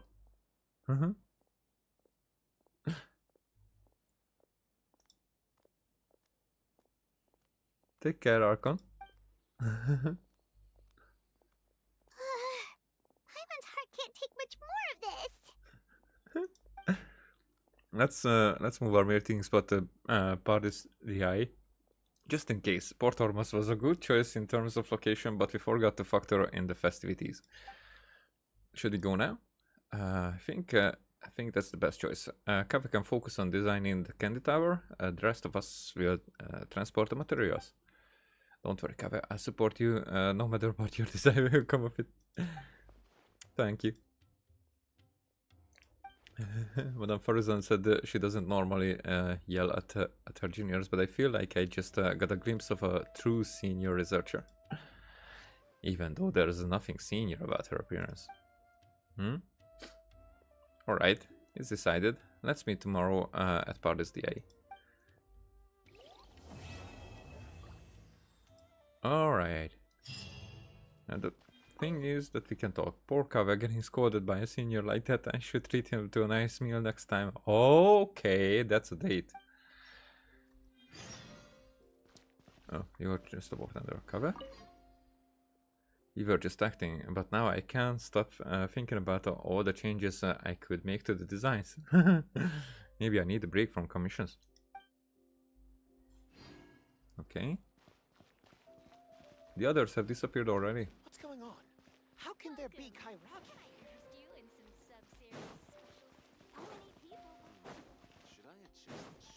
Nope, not entirely. I should find someone to keep watch near Paris DI tomorrow. Not run into the same problem again. Okay, Ahatem was gone, but Candace should be somewhere here still. Right. Right.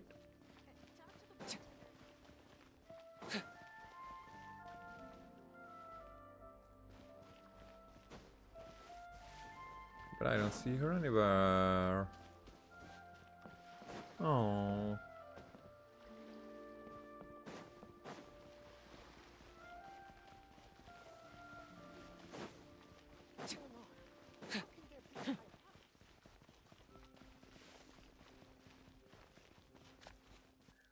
I mean,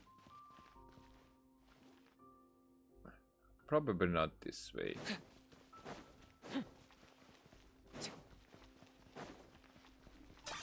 Are you running away?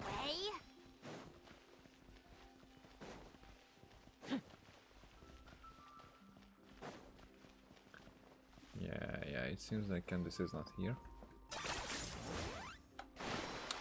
Again, I don't get it. Sometimes I have to figure this out. It worked previously, so why doesn't it work now? Now it worked again. I don't know. I don't get it. Add a touch of good So sometimes I can aim. Maybe.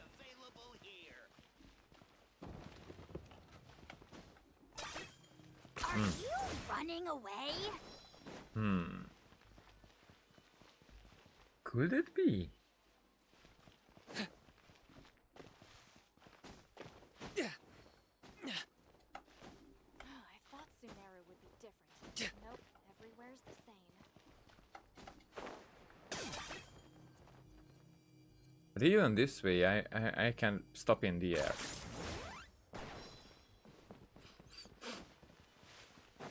Okay, another test. Subject.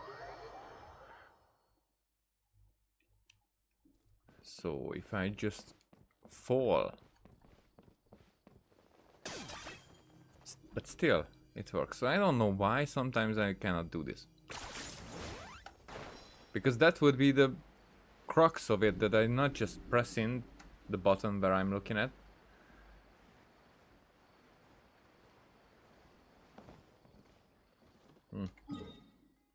Okay, next day.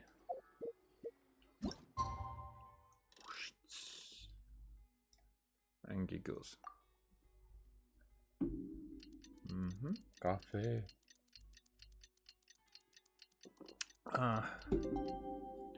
And it's done.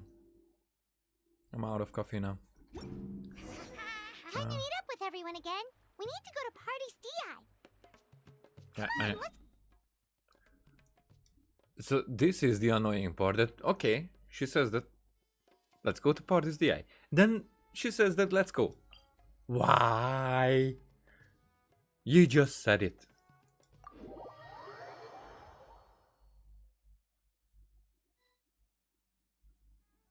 Maybe she overslept. I don't know. That has never happened before. Did everyone see her on the way here? What's got you all looking so worried? Miss Nilu isn't here yet. Oh, maybe she's just running late. That's not like her. She's come early every other time we've met. Besides, Sino went to the Grand Bazaar to meet up with her before this meeting. But I was told she had left first thing this morning. And now Sino's here, but Nilu's still nowhere to be found. And that's exactly why we are worried. Any progress with the robbery case? We interrogated the people in charge of the caravan on the day of the incident. But they were technically the victims of the case, and all their goods were lost, so there was no evidence to investigate. Their goods are certainly suspicious, but until we recover them, all we can do is to observe the caravan under the guise of protection. We contacted the original seller of the gem. Apparently, he sold the other half to a young man in the desert, but that's all he could tell us. So to summarize, the location of the hazardous materials and the second gem are a complete mystery. And now Nilu is missing as well. Wait, you think Nilu's disappearance is connected to all this? Yeah. Sorry, we're still not sure if the three events are connected, but if they are, it would probably have something to do with Nilu's dance of Sub-Zeros. The dance is a key part of the festival. If someone was trying to sabotage the celebrations, Nilu would be a natural target. Puff, puff. Traveler, Candace, there's no time to waste. Let's try to follow her trail. All right. Tainari, can you stay back and explain the situation to everyone when they arrive? Of course, it's still possible Nilu was simply held up by something urgent. I'll wait here. Give her memories. Let's start with the Grand Bazaar. We should ask around for clues. You should go, I wait here, okay.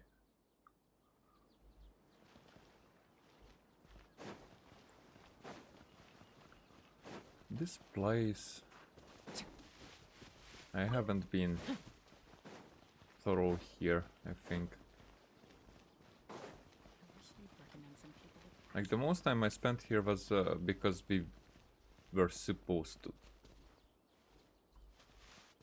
What was sparkling here, if not that?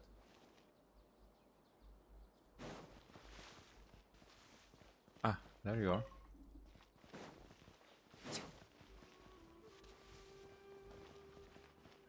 It's a bit laggy at certain points.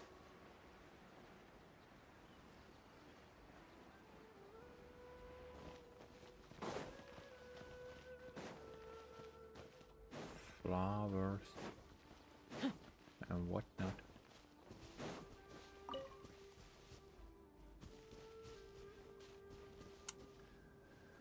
Yeah, this is the point where if I wasn't streaming, I would be just lost, just because I would just not even exploring. It's just going around in the place that I already explored. I don't know why. I would be lost in the forest a little bit.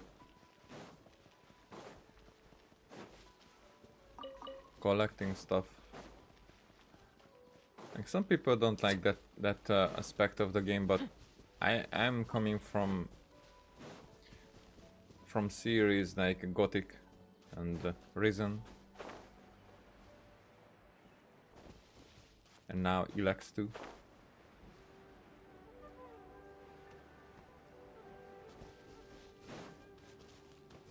Yeah, maybe I do this distance by foot.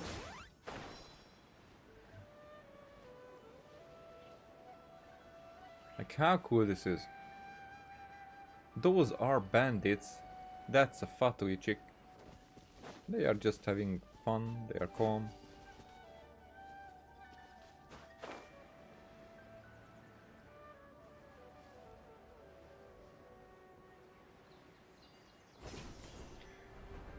And this is where we came, I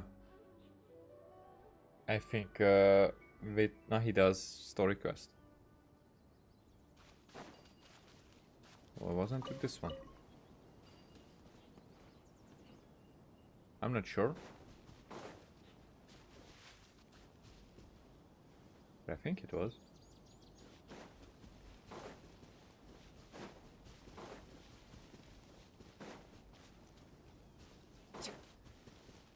Yazadaha pool. The Yazadaha are swimming here.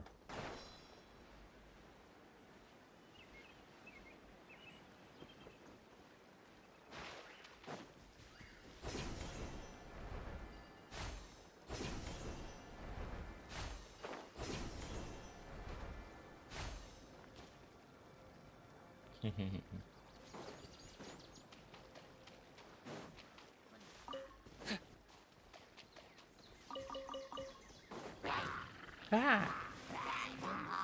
Huh. What? Oh.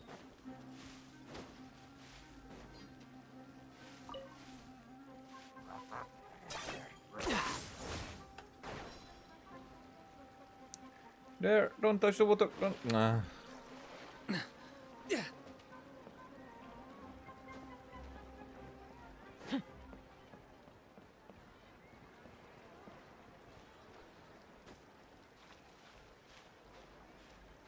Maybe I just go from here. Nope, wrong button. There.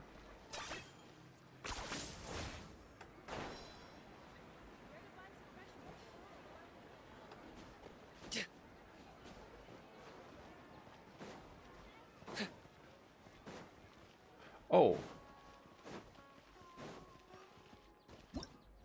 There's a new day in the meantime. Huh.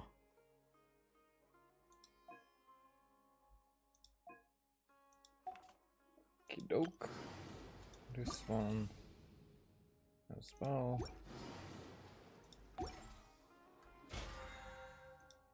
This one as well. Oh, actually, I have a wish.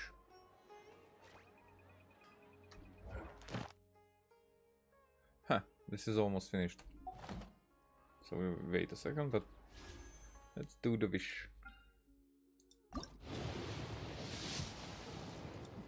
Okay, nothing. So the thing is that here I would be interested in a second, I mean a C1 Hutao, because I have her at C0, because then maybe I would use her, you know, without the without that animation cancellation. She doesn't have that.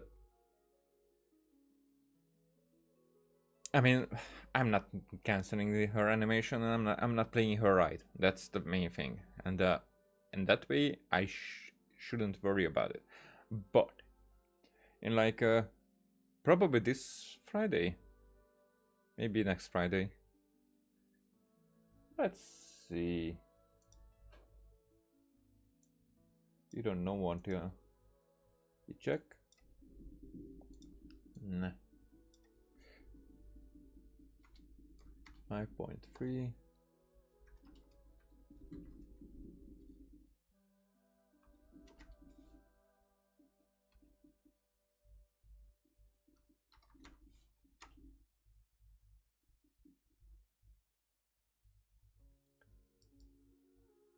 Do we have a date?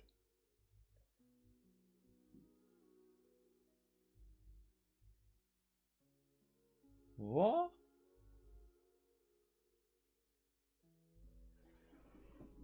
Expected to be January 1st. Wait.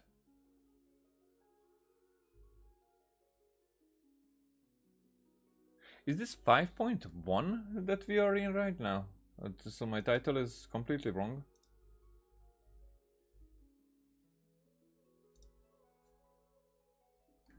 I will.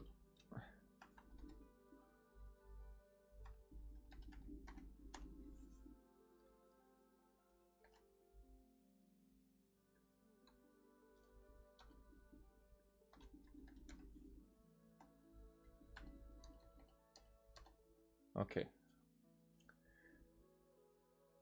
This way my title is way more accurate.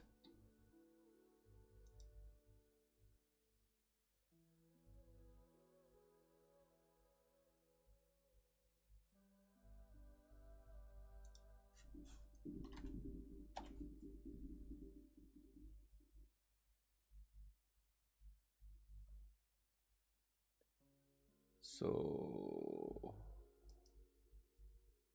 Hoyo Lab.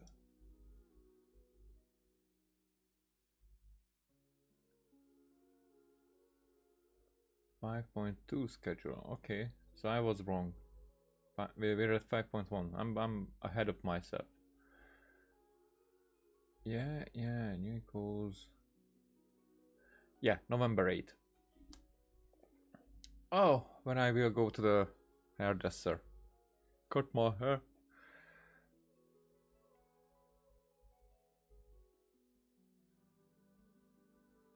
Download release.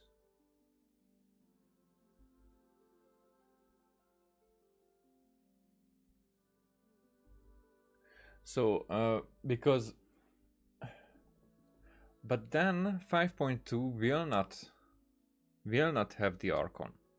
That's for sure. But we will see who will be, because there will be Chaska, but I'm not that interested in Chaska, which can change, of course, because I don't know anything about her kit at this point. And animal characters are good. I mean, I kind of like them. However, it would be a very good buff for my Hutao, and because I was using her in the Imaginarium Theater, and she was almost useless. I'm not playing her right, so that is definitely important, and she's not like built properly. I think don't have the right artifacts and stuff like that. But it's more like at this point, as C0, I liked her as a character, so I don't regret having her, but I would have her be at least subpar usable, you know, because right now it's like a good character that I don't use, and then yeah, it's not worth it. But that's the kind of similar. So with the character archives, the ones that I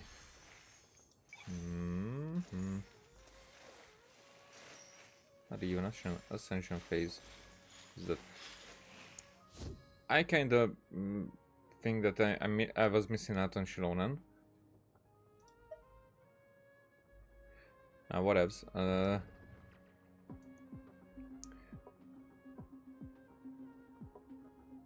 She's even mixing. That's cool. So,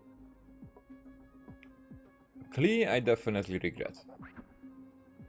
I think Abido would have been fun at times, but now it's... Ayaka, I don't regret having her, but I wasn't going for her. It was like a... happened. Ayato, I do regret him. I think Ito would have been like a good switch between these two. I regret not having the Wanderer. Interestingly, I don't regret having Novelet. I don't regret not having Novelet. I regret not having Shanyin. That I definitely. I don't know anything about Emily at this point, so that's like funny. But other than that, I'm kind of not in the I'm missing anything here. I'm regretting Klee. That's definitely. I'm curious who else. Sino, yeah. I shouldn't have go that hard for Sino, especially because now I don't mind that I was going for the weapons at that point, but because it's kind of cool. I mean, actually, I should switch up the weapons. I was thinking about that. Because right now, I think Kinich is not using the right weapon. It like doesn't matter in his hands. It's just aesthetically. It's better in his hands. Okay, let's see the crits. 99, okay. He doesn't need that much crit. So switching this after this one.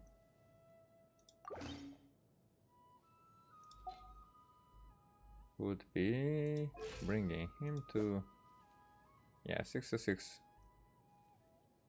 Because his crit is also goes up with the talents, so that bad. Now let's see. For her, this is more like now I should go for crit damage. What do I have on her? Oh, I can do this as well because we're on the. I was waiting for the new week with this one. I should have. I always forget. I should get rid of the 4 stars first.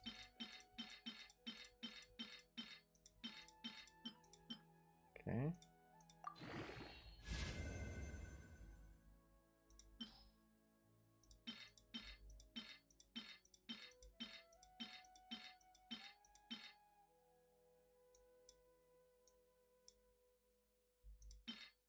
Okay. It's already. We're already out of the 2 stars. Then, whatevs. A bit of a beast. And we got crit rate, so...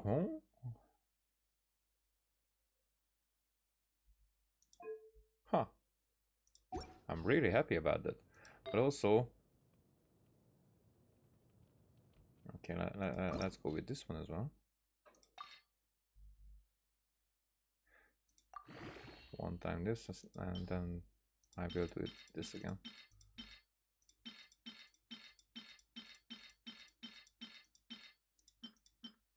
Okay.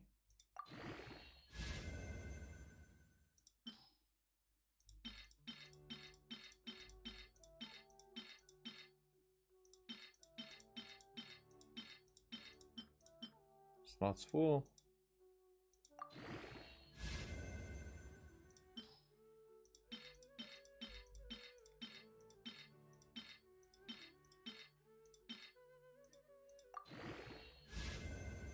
Diff. Ah. All the time. Okay, that happened, so that's cool. Who else have like unfinished ones? Do you have any better? Huh.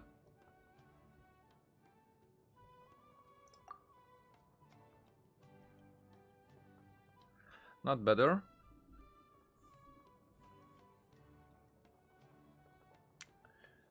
Interesting how level 20s. I mean, better with the base attack, but that doesn't mean that much. I don't think that I have that much indifference with the crit trait, but better crit damage, better energy recharge, and I wouldn't benefit from the elemental mastery, so this could be used better for other characters.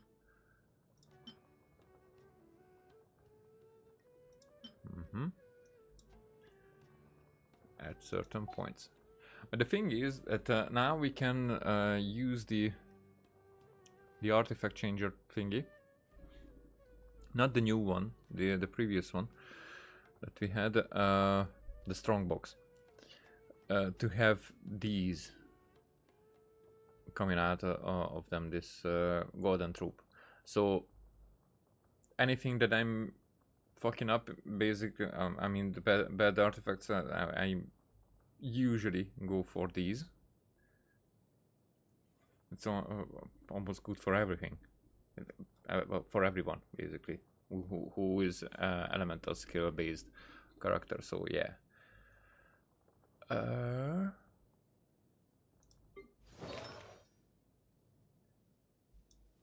Here we have level 20s. Here we have level 20s.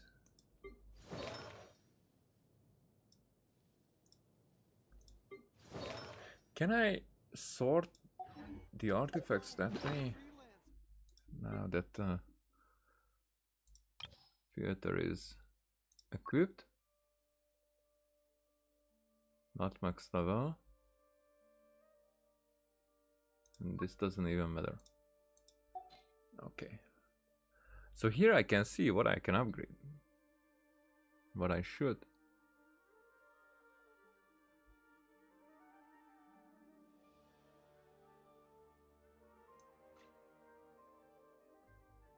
Interesting how many characters have like a nothing on them. Wow, this one is... Oh. Not that I have anything that I can... Wow.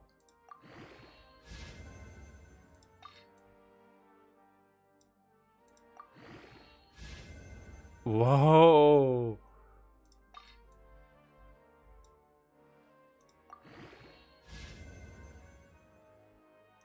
Almost. Ah, yes. It will not. Okay, not doing that. This will not stay. Probably on. I mean, who knows? Rosaria. Wouldn't I think of the name? But now I know whose artifacts I should go for to upgrade. Even the bad ones at certain points, because yeah, now I'm going artifact hunting actually, to get some better artifacts to certain characters. So I will have stuff to upgrade them finally. Here's how I allocate my energy. And this is why I'm going for it.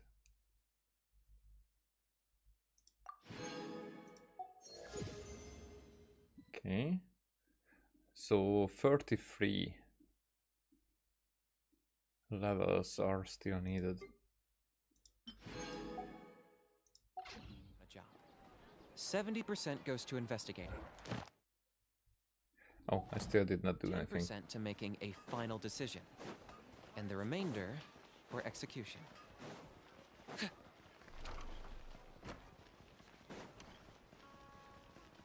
You're here? Mr. Zubair! Zubair!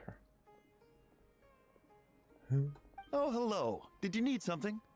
We're looking for Nilu. Do you know where she is? Nilu. She left bright and early this morning. Said she had to help out a friend. And she? Was she by herself? And did you happen to see which gate she used to leave the city? Well, she definitely left alone. As for the direction, I think she left through the gate to the north. So, the complete opposite direction of Pardis Di. Did something happen? This is no time for practical jokes, you know. Mr. Zubair, could you send word to Pardis Di if Nilu comes back to the Grand Bazaar? Of course. I'm sure she just got caught up in something. Still, let me know if you find her. Yeah, it's the same just now. We will. All right. Let's leave through the north gate and see what we can find.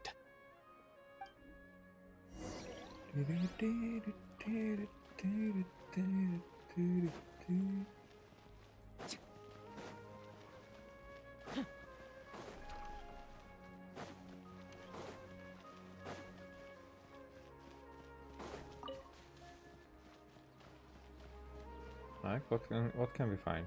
Miss Navita, have you seen Nilu this morning? Nilu? Oh yes, I saw her head out of the city. She was wearing the prettiest outfit. I mean, the one she has. Which way did she go? That way, I believe. Was there anyone following her? Did everything look okay? I mean, it looked like she was in a good mood. She even stopped to say hello. And no, I didn't see anyone else. All right. Thank you. It's better that way, but not that easy. Or not that good because of the investigation, but it's more like it is a sign that there is nothing to investigate actually, which is a good thing. Oh, the slow one. Excuse me. Have any of you seen Miss Nilu from Zubair Theater come this way? Okay. Yes, General. I saw Miss Nilu cross the bridge after leaving the city this morning. There was a man waiting for her on the other side. Man. Wait, could that be the person who bought the second gem? Did you see the man's face? Unfortunately, no. He was too far away. Understood. If she comes back this way, tell her to find me at Pardis Di. Yes, General. Let's keep going.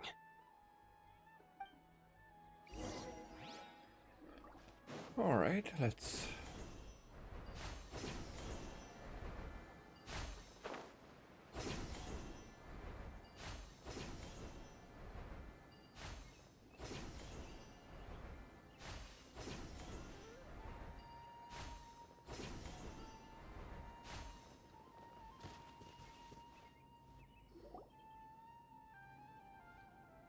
There's going to be no danger. The trail ends here.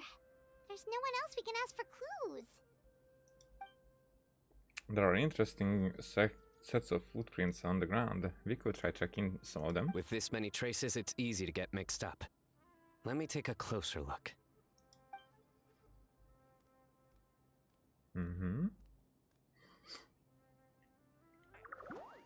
Wait, that figure is... Excuse me for a moment, you two. Sure. We'll continue analyzing the footprints over here. Okay.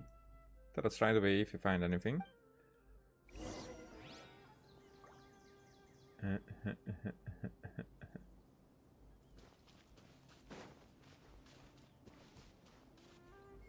Here, little fella. Arasaka, it's you! Hey, hey. Eek, it's the nice golden Nara. Arasaka must hide. Why would you need to hide? We're friends, aren't we? Friends, Arasaka is friend with the golden Nara, but Arapasan said Arasaka can't talk to too many people right now. Oh, why? He thinks Arasaka will let everything slip by accident. Haha. Arasaka shouldn't say anymore. Let things slip, huh? Okay, we just have one question. Did you see a girl walk by? Nora with red hair. Nora like a beautiful flower. A red Nora who's pretty like a Parisara. Yes, Arasaka saw that Nora. Really? Which way did she go? She went towards a messy pile of rocks with another Nora, but Arasaka doesn't know them. A messy pile of rocks? Probably the ruins near the fane of Ashwata. Oh, that makes sense. Thank you, Arasaka. Arasaka is happy to have a kind golden Nora. Kind golden Nora has helped Arasaka in the past. Arasaka, about the other thing you mentioned. Arasaka doesn't know anything. Arasaka won't say anything else. Well, guess that ends this conversation. Well, let's tell Sino and Candace what we learned.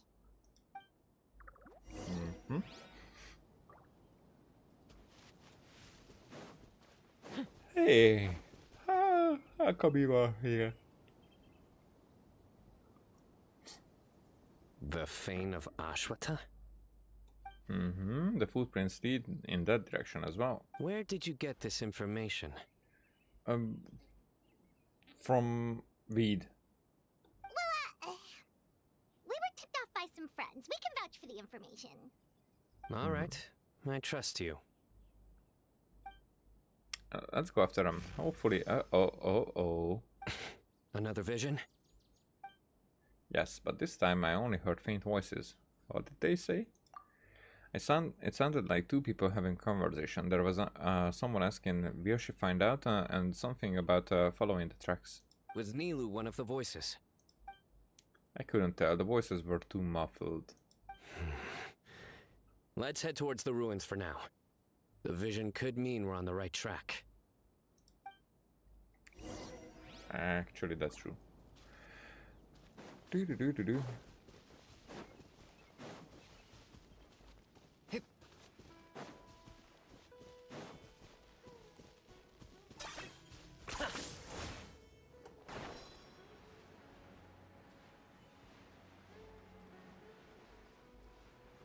Yo, dudes, don't mind me. Just do your usual, like standing there, staring in the distance.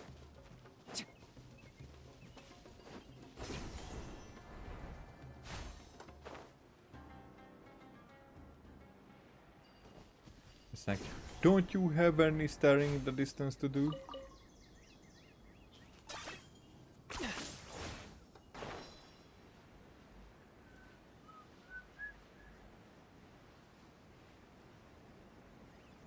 It's this ruin. No, it's that ruin.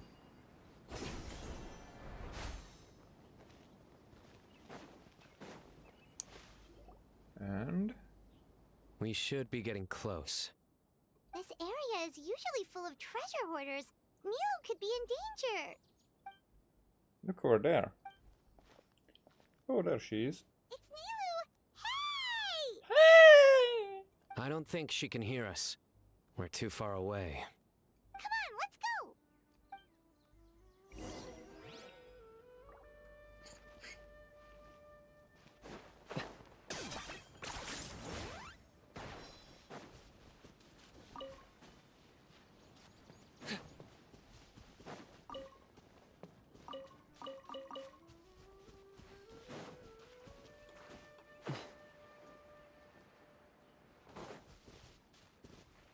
Okay, should you ambush her? Wow. Can't believe we walked this far already. Oh, she's in her other outfit. We should be getting close, right? Nilo! Hey. Huh? Nilo! We knew there'd be a bad guy with you! Leave her alone, you... Huh? Bad guy? Do you mean me? What are you doing here? Oh, that's why Sino's quest was important, because Cetus. I'm not supposed to be here. What are you guys doing here? Can't we stick to one question at a time? Oh, wait, that one doesn't count.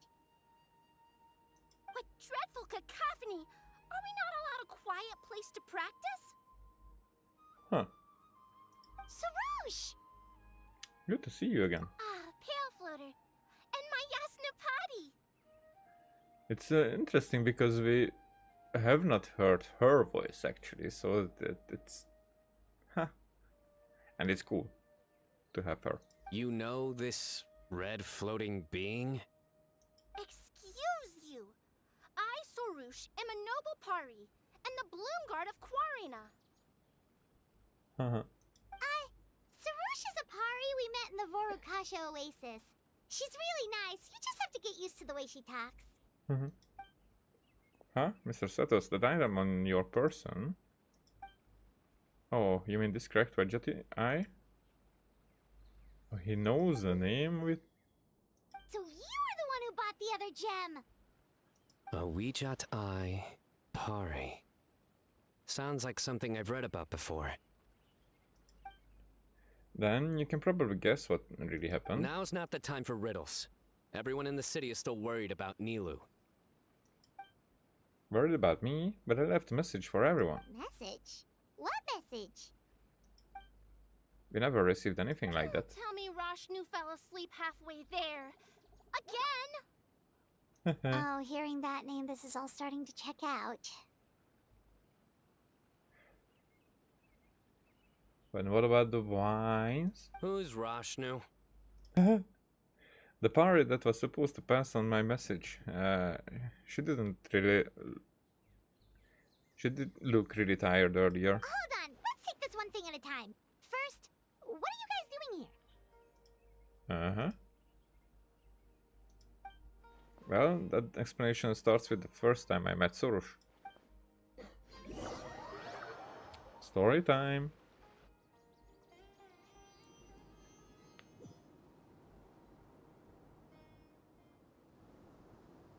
Sarush, they're here. We hear the others as well. That's cool. I've had enough of these insufferable rascals, wreaking havoc in the desert right and left.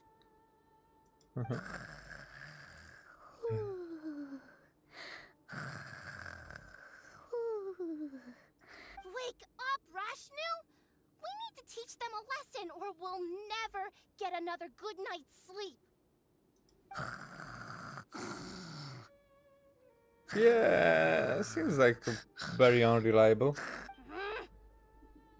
I'll trap them with my thorns when they pass by, and you can take care of the rest. Perfect! They don't stand a chance. Let's give them a taste of sheer terror!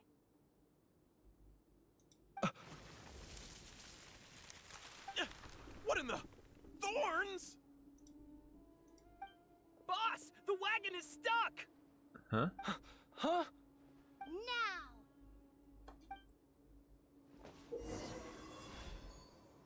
Sorush can borrow the power of the Niroda fruits to destroy merchant cars.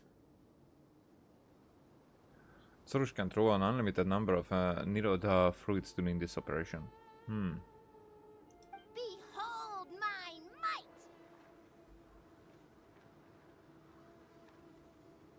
Alright. Bombs!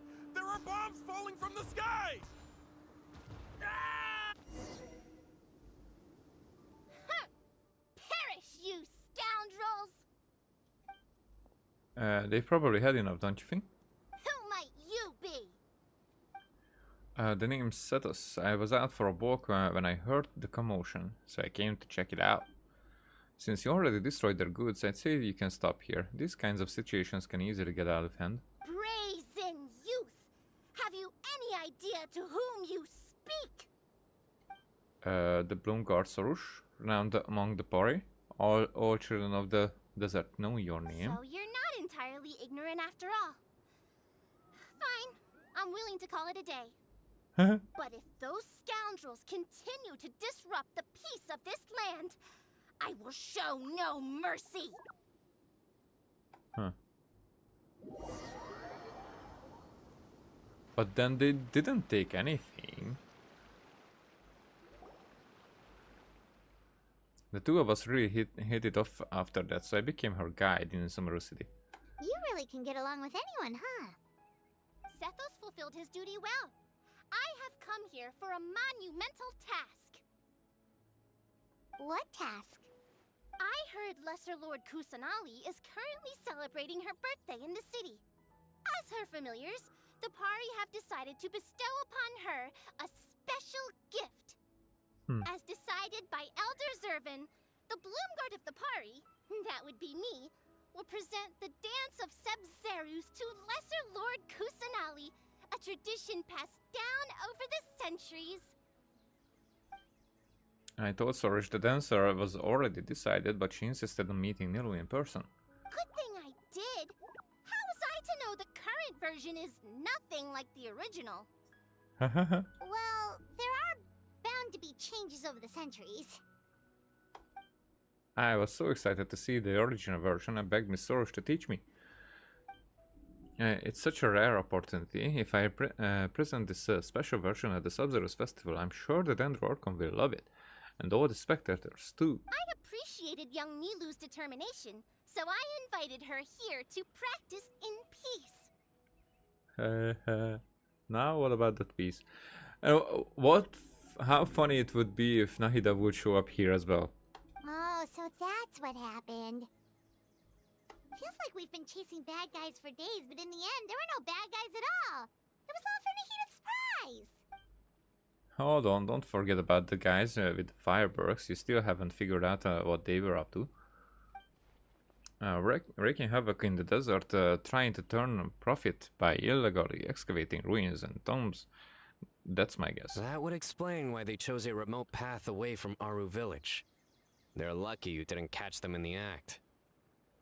A few months with me and they'd be begging for their days of baking in the hot sun. Okay, remind Paimon not to get on Candace's bad side.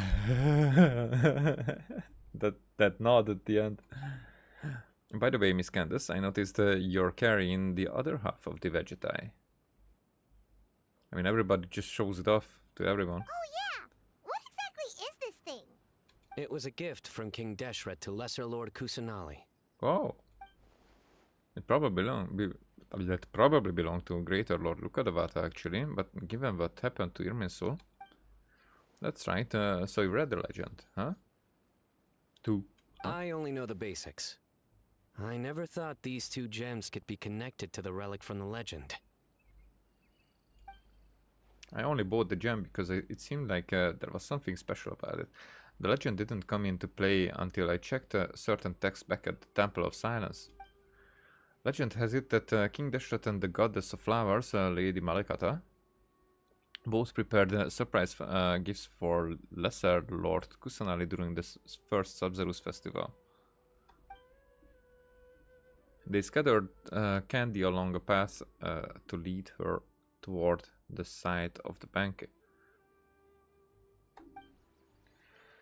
Eventually, she arrived at the lake, where she heard the sound of music. Lord Alamar was plucking the strings of an instrument while Lady Malekata performed a beautiful dance. Together, the two experienced their heartfelt wishes to their dear friend and each bestowed upon her a precious gift. Lady Malekata gave her the Quarana to protect the rainforest, and Lord Alamar gave her the Vegetai to record the moments they shared together. But the Weejat was lost after the cataclysm in Conria, buried deep beneath the sands. And Lesser Lord Kusanali turned the Quarana into a divine bird, tasked with guarding the border between new birth and death, until the bird shattered into pieces and gave rise to the Pari. So Candace actually saw things recorded by the Weejat. I was definitely surprised it still has the power to record events after all this time. Its power seems to only resonate with the people of Alamar, also known as the descendants of King Deshret. Despite the damage, it still holds many scenes from the past. The faint voices I heard earlier, could it actually have been Lord Alamar and the Goddess of Flowers? What do you plan to do with the two pieces of the eye? If you don't mind, I'd like to place them under the custody of the Temple of Silence. I agree with that decision. Technically, the eye belongs to Lesser Lord Kusanali. Why don't you just give it back? Well? I'm not sure that would be wise. Even if she remembers the story, I fear that all that remains in this fragmented piece of memory is grief. A record of sad memories. As Nahida's friend, I don't want her to feel sad on her birthday. I don't fully understand your reasoning, but if this is the decision of the group, as well as my Yasnapati, then I shall object no further. Well, are you going to let me teach the girl the dance of Sub-Zeros, or do you intend to drag this on incessantly?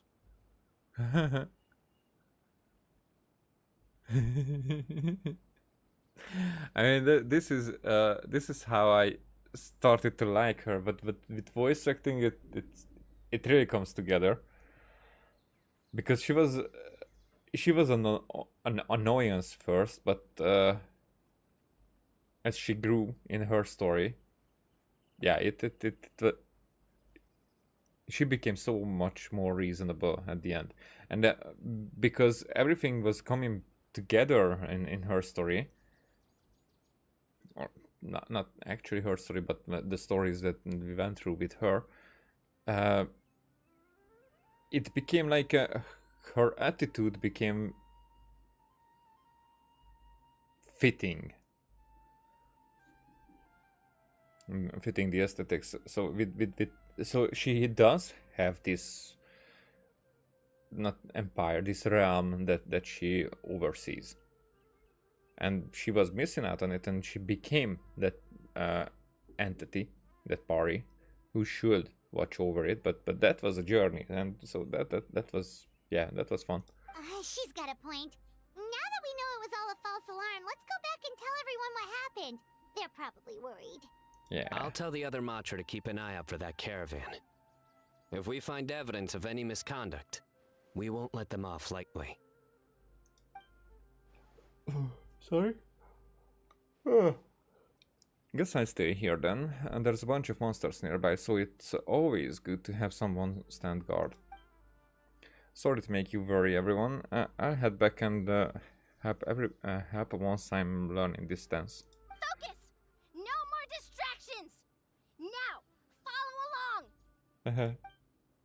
Yes, Master Sorush? Okay, are you actually doing something, or are we just staring? Watch closely. 1 and 2 and... Okay. 1 and 2 and... Okay.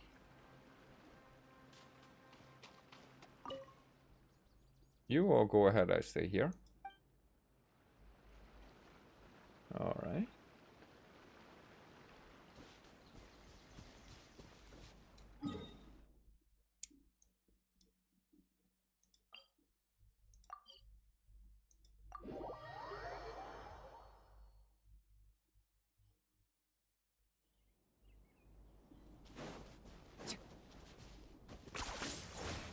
Yep.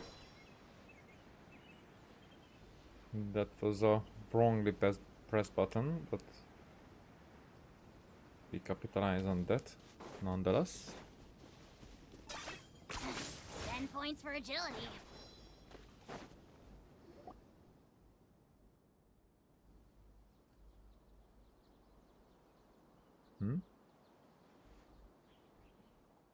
You're finally back. I was so worried. I was this close to sending some mercs after you.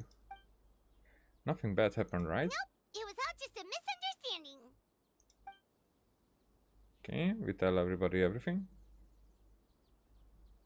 That's a relief. I'm glad it's all taken care of. How are the preparations going? Well, Kave's diagram is done. It looked like he pulled an all-nighter to finish it, so he went home to sleep. You built the frame of the tower while you were gone? I think I'll check it over later, though. We were so worried about you all. It was kind of hard to focus. In any case, there's not much left to do. If we all work together, we'll be done in no time. Great! We don't have to worry about missing the parade! Speaking of the parade, could I ask you for a favor, Pitine? Sure, as long as it's something I can do. Yeah, anytime. The Academia wants to the representative from each Darshan to nominate someone to serve as the Knight of Flowers for the parade. After some discussion, we all agreed that you would be the best person for the job. What do you think? It would be my honor. Great, you're the hero of Summer and a personal friend of the Dendro Archon. We all thought you were the best candidate. Make sure you knock it out of the park. Hey, don't stress her out. Wait, aren't you also in the parade this time, Candace? You're playing the tambour, right? Yes, I'm providing the background music for Miss Nilo's dance. Whoa, Paimon's never heard you play music before. If you like it, you're welcome in our village at any time. I'm more than happy to lull you into sleep. You can count on it. Looking forward to it. Actually, I have a favor to ask as well. These are the decorations for the flower carriage. Could you bring them to the sanctuary of Surasthana and hang them on the carriage? Oh, it would mean a lot to have the Knight of Flowers personally decorated. My pleasure. You can count on us. Everyone splits up the remaining tasks and the anticipation for the festival makes for quick work. Before you know it, the sun has set and everyone breaks for the night. We're done. Now we just have to go to the sanctuary of Surasthana and hang the decorations on the flower carriage. Huh. Wonder what the sanctuary looks like the night before the festival. Let's go check it out.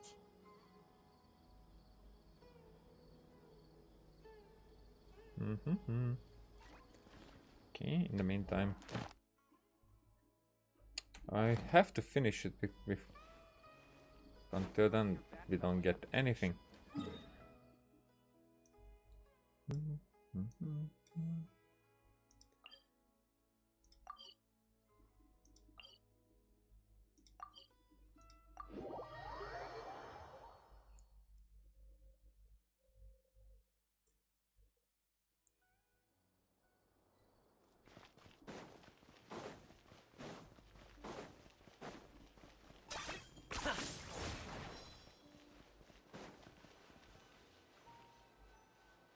Oh, decorating.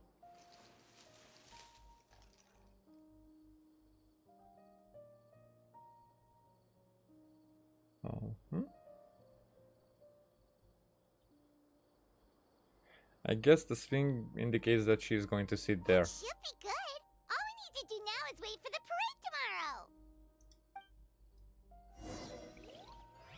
tomorrow. Okay, that was decoration, I guess. Wait. Oh, the preparations are done. Wait until the start of the parade tomorrow. Wait until tomorrow. Let's take another look because I don't know about this carriage thingy.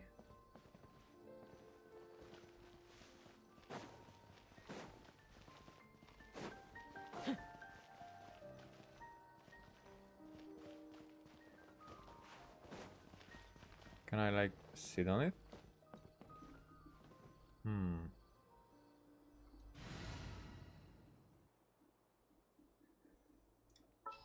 Well, it's like mandatory to do this.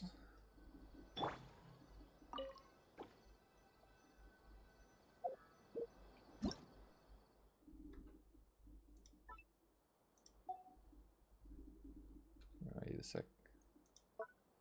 Yep.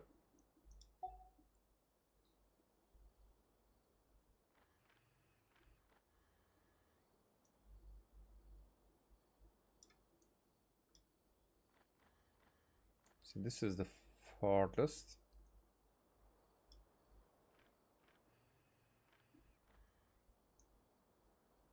Okay, so she's way too little this way. Freaking.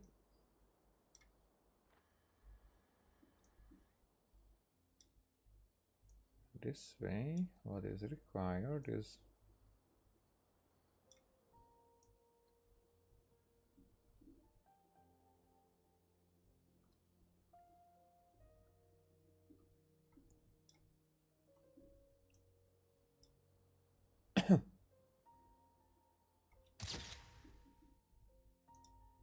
for one.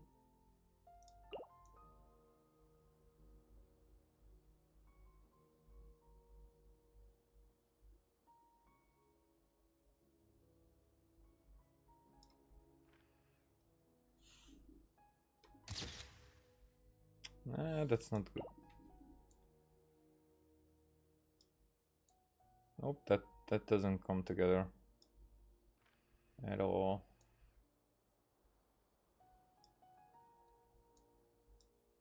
And this would.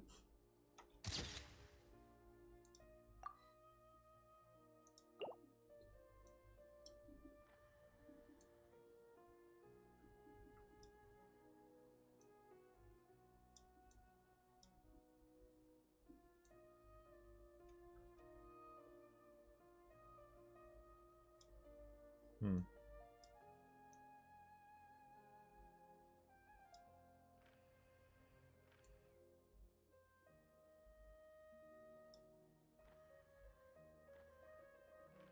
But I don't want this entire thing in it.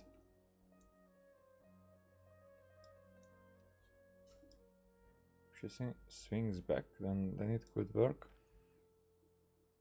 But it's almost the same as the previous one this way.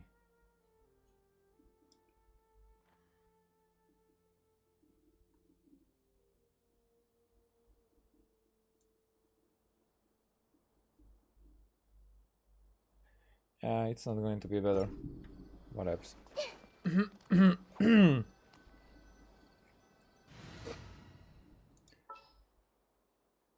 And I guess that indicates that it is going to be the end of it. I can.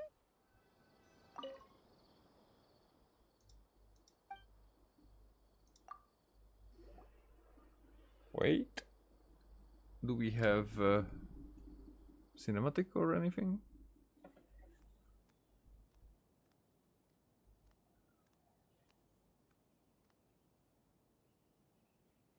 Mm-hmm. Everyone's been avoiding me lately, and they are actually squirrely, like they are hiding something. I have to get to the bottom of this after the parade. But first, birthday celebrations with delicious candy, a beautiful flower carriage, and...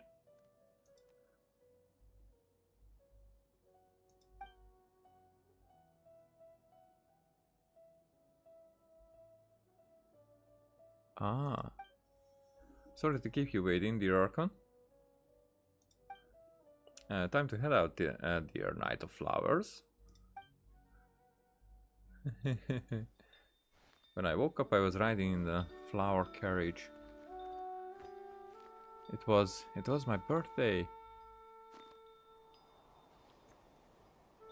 The Knight of Flowers and their attendants found me. Archon, we finally found you. The people can't wait to meet you.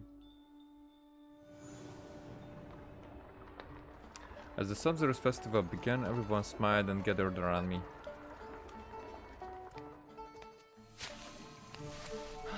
Are those Parisaras?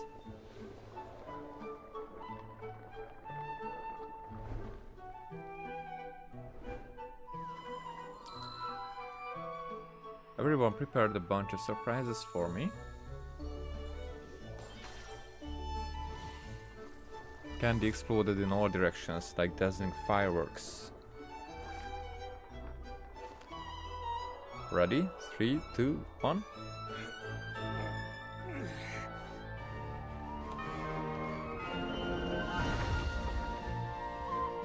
A bird suddenly appeared. And in that moment the world erupted in brilliant color. Actually, I have a surprise of my own.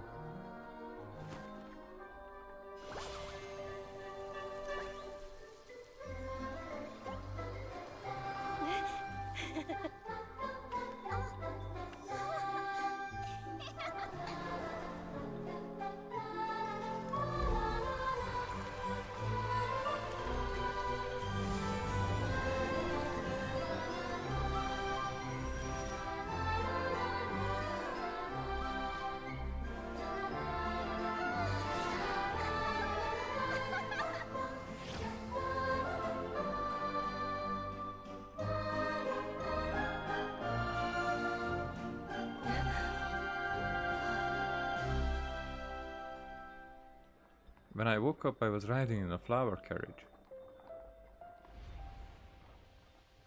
It felt just like a dream. Never had I witnessed a more perfect day.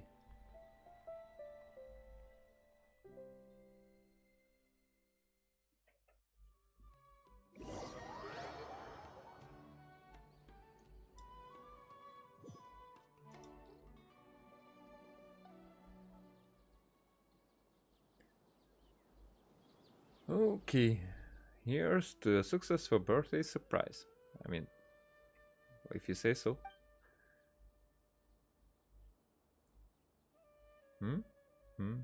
Cheers. Ah, I knew it. I knew you had it in you. Kave, you truly are a genius architect. She drunk? Madam Frozen, I think you might have had a little too much to drink. She hasn't been able to contain her excitement since saw the candy tower hit the flower carriage. I even saw her sneak a few extra drinks just now. Hey, we all deserve to loosen up once in a while. That's what festivals are for. By the way, Candice, your playing was amazing out there. How come you've never showed us before? Oh, it's just something I do in passing. When the night watch is calm and the stars are out, I like to play a few tunes to pass the time.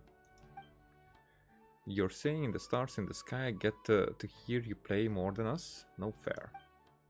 Honestly, I think Miss Nilo's dancing was the real star of the event. Wait, when did this become about me?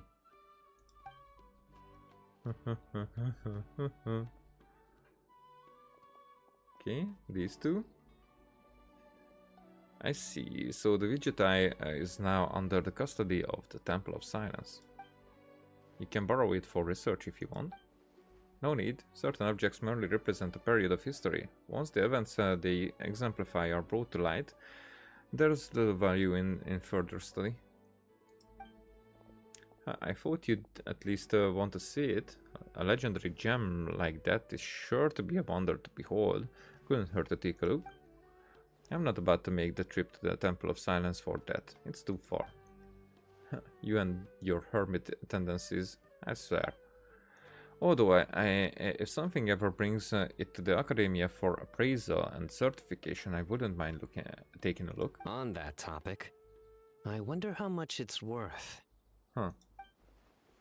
I've never really thought about it. It's kind of like an ancient palace, in a way. Not many people are going to break off a piece of the wall and send it for appraisal. That actually sounds like something my Darshan would do. I've heard some of the underclassmen have quite a sense of curiosity. Well, if that does happen, write a report and send it to my office. Huh? Is that protocol or something? No, I just like to know when interesting things are brought back to the Academia. I might want to check it out. Why did I even bother asking? I should just keep my mouth shut.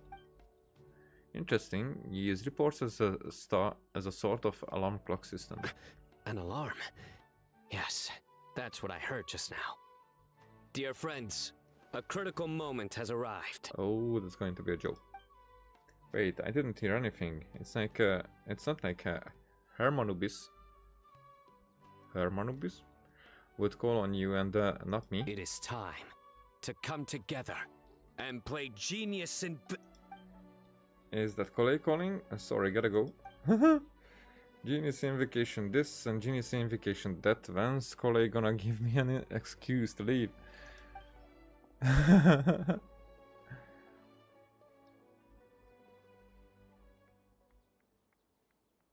Everyone seems to be having a lot of fun. What about you? Are you having fun? Yeah, I just know this will be the most unforgettable birthday I'll ever have. Great Archon, you have a long life ahead of you. Isn't it too early to draw such a conclusion? Not at all. Sometimes a single moment is all it takes to know you'll remember something for the rest of your life. Your name is Soros, right? Would you and your friends ever consider coming to live in Summer City? Thank you for your kindness, Great Archon. But we Pari have our own duties, and we find the city a bit too noisy. Is that so? If you spend more time among people, you might start to enjoy the commotion. Well, that's also true. I have fond memories of my adventures with Pale Floater and my Yasnapati. Really? Paimon's happy to hear that. It felt like this Sub-Zero's festival had surprises for everyone. When you called out the Aranara, Paimon nearly fell out of the sky in shock! I'm glad you liked it. I told them to stay hidden so no one knew what was coming. No wonder Arasaka was so flustered. He was trying to keep it a secret! Oh, Paimon's sure everyone in Sumeru loved the surprise. It felt like a dream. A dream, huh?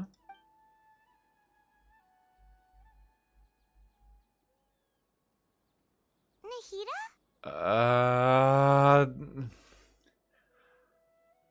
Oh fuck.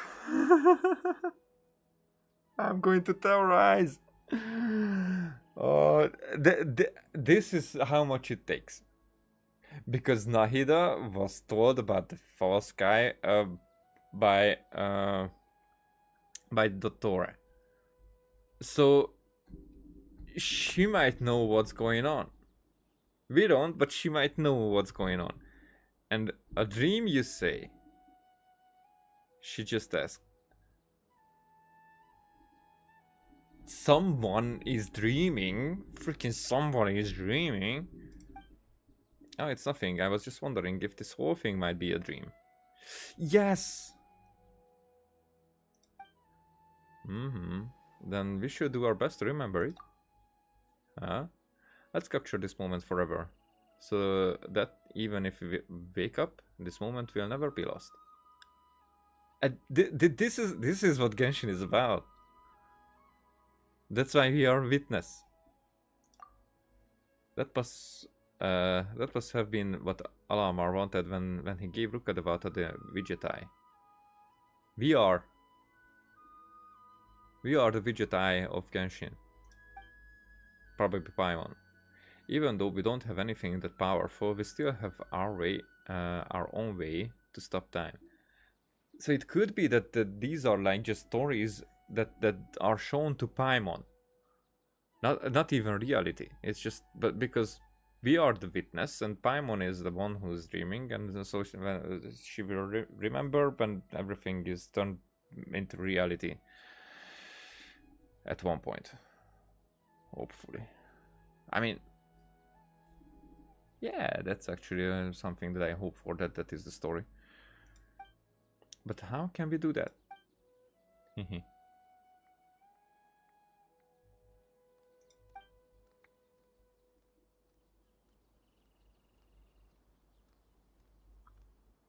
So how will we do it? Alright, everyone, closer together, please. People on the left, make some room. Oh, someone is stepping on my shoe. Yeah, theory time over, I guess, so I think that was the foreshadowing, and this is now just a story going on. Oh, sorry, Madame Farazan, there is not a lot of space. Pale Floater! This spot is reserved for the mighty Pari! Paimon's the only one allowed to float next to her! So, that's what you meant, a picture. I never thought about it that way before. From now on, every time you look at the photo, you remember the joy of this moment. I don't have experience with this kind of stuff, but I trust you. I think she might have thought that maybe we are getting aware. And now she's like, maybe we aren't. But maybe we are. I mean, not that we know what's happening, but we might have this connection with people who know, who might know this and that. Because Nahida knows.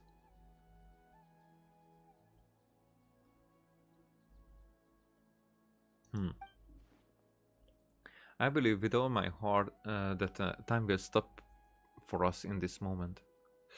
Even the stop time. Fuck. Because the picture is like as if it stops time. And I think this time is stopped for everything that happens in Tevat in these times. So the outside is like stopped at one point, and we are hibernated. Get in the picture, Kabe. Just need to set the timer and we're good. Maybe even the timer is. Yeah, I see like glimpses everywhere. Everyone ready? In 3, 2, 1. Hey, so there would have been more space. But it's still okay. Even Paimon is not next to us.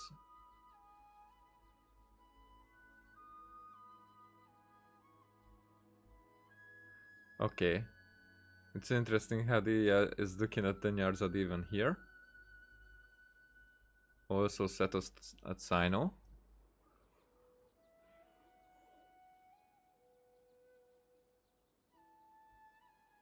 Alright.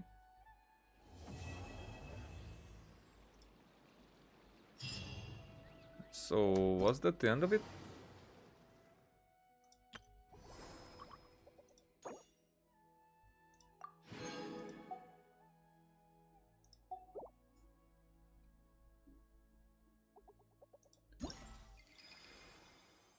So that is the rocking carriage, the something. So these all needed.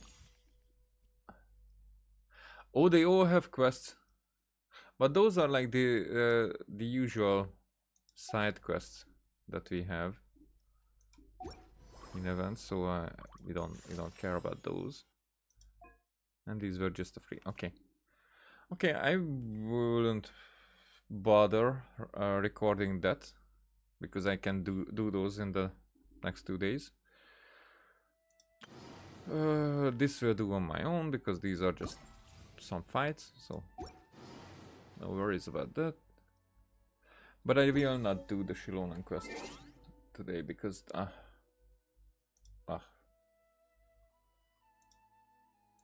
no way that I'm going to.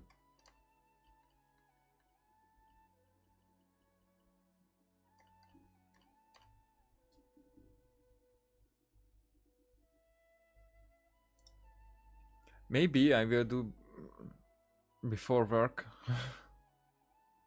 but I'm tired now. Maybe in just a few hours I will decide that I should do it. But I'm tired now. So yeah, thank you for watching, and see you next time. Bye.